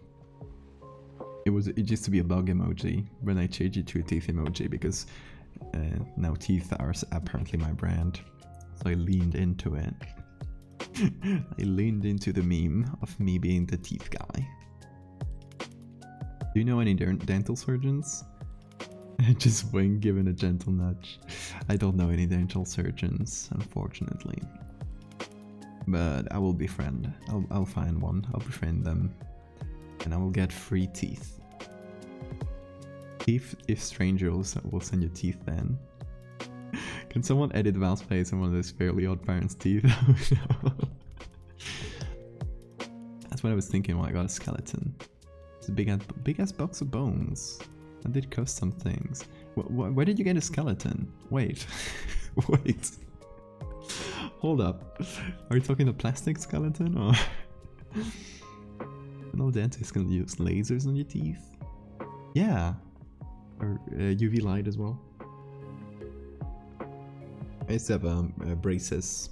I think if you go back enough in my streams, in the very old VODs, you'll see I have braces. Because I got them pretty late. Got my braces like 20.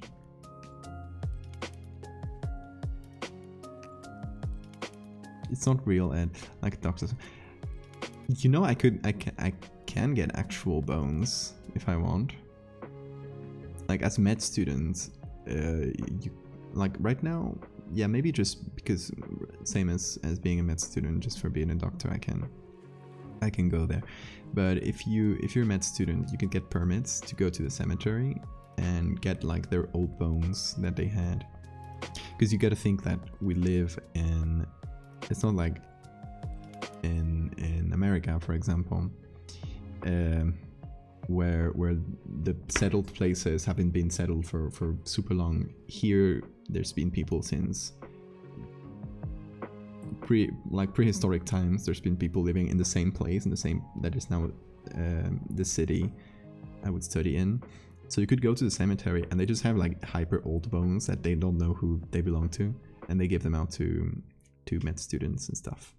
So I had a skull for a brief time until I gave it, because we passed them around at the end of the day. Like you would get them from the med students from 1 more year, and then you'd pass them on when you stop studying anatomy. So I used to have a skull for a brief moment. And I think my partner still has one at her home. Gotta ask if she still has it though. It is our bone source. What the fuck? I'm a med student now. I don't know if this will happen anywhere. Probably have to go with that to an old cemetery where they can just dig up bones that are very, very old. Nobody knows who they belong to.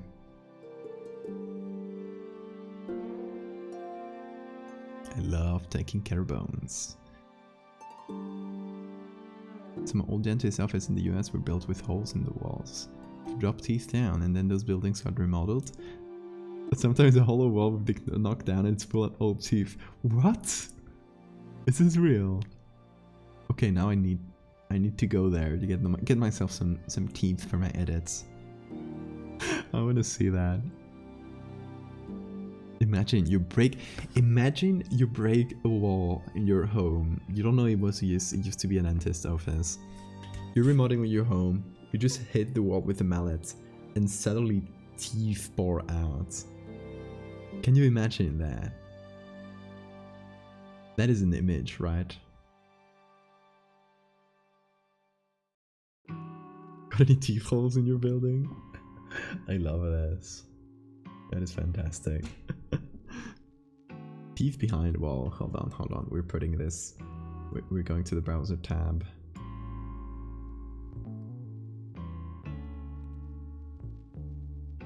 Oh, I have to accept just to save you guys time. Dang fun finds. Construction workers discover hundreds of human teeth behind wall. Fun finds for the whole family. Are there pictures? I want to see pictures of a human teeth.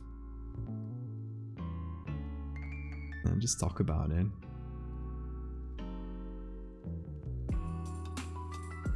Pounds County Historical Society expressed interest in obtaining the teeth, but workers have disposed of them soon after the discovery. Why would you do that? Why would you dispose of the teeth? Come on. They are wall teeth. You don't know how valuable those are. The cavities.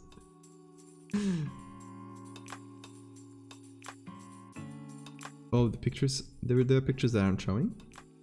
Can you send a link to the picture itself? Sometimes embeds don't work. What a waste of good teeth. Exactly. Why would you just throw those teeth away? They looked tasty. Oh no. Yeah, okay, it was a Facebook photo. I think it's because of an extension I got that makes all Facebook embeds stop working, so they don't track you. Oh, that's a lot of teeth. I love this. That's amazing. Yeah, I would like to go to the stash of teeth, of wall teeth.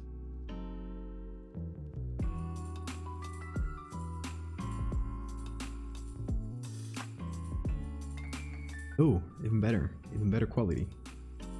Going there. Oh, there it is, that full picture.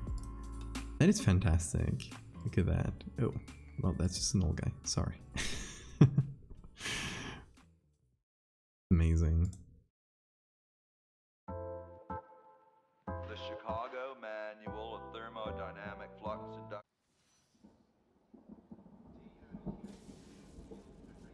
I would like to have a teeth hole in my house. Like, come on. The wall full of teeth. It gives it structural integrity. I believe me. It's important to fill up your wall with teeth. We all do it.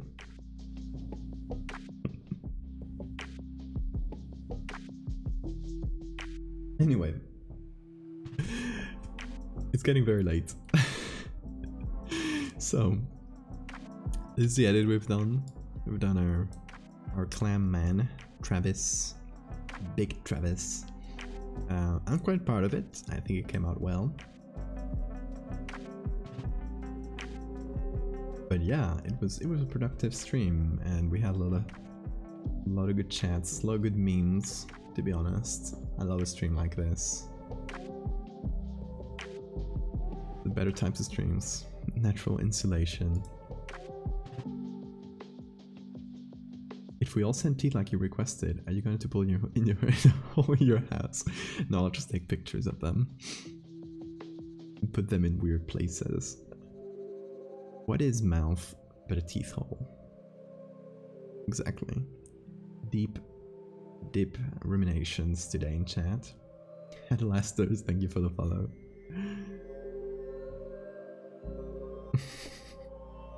Trick-or-treaters come by, you reach into your teeth hole and hand them over a few teeth. Oh my god. Comic trans. Thank you for the follow. But yeah, you guys are coming in right as we finish, because we finished our edits for today. You guys want to see it up close. I'll do a very quick check to see if anyone cool is streaming, so we can go check them out. But I'm not holding my hopes because nobody streams at this hour. And no, there's no one streaming that I know. But I always check, just in case, you know. There's never anyone to raid, but you never know. It's fun for your first stream. Hell yeah, welcome. Welcome to all the new people. I'm very happy to have you here. Fantastic. It's fantastic to have a lot of new folks lately coming from Twitter, coming apparently through Twitch algorithm, which apparently has been recommending my stream to people for the first time ever. So yeah, that's something to talk about. But yeah, thank you everybody. Yes, come over to the Discord, keep the party going. It's the most amazing community. So if you're new, come over to the Discord and we can keep having a chat there. But yeah, in the meantime, I'll end the stream and I will see you guys again tomorrow, as with every day, to make amniotic tank experiment. So I hope you guys can look forward to that. This will be my last stream. Too many lies for me. That is fair. That is fair. Definitely come to the next ones. Even join the Discord. Hell yeah, hell yeah. We love to see that. I'll see you guys tomorrow, okay? Okay guys. Until tomorrow.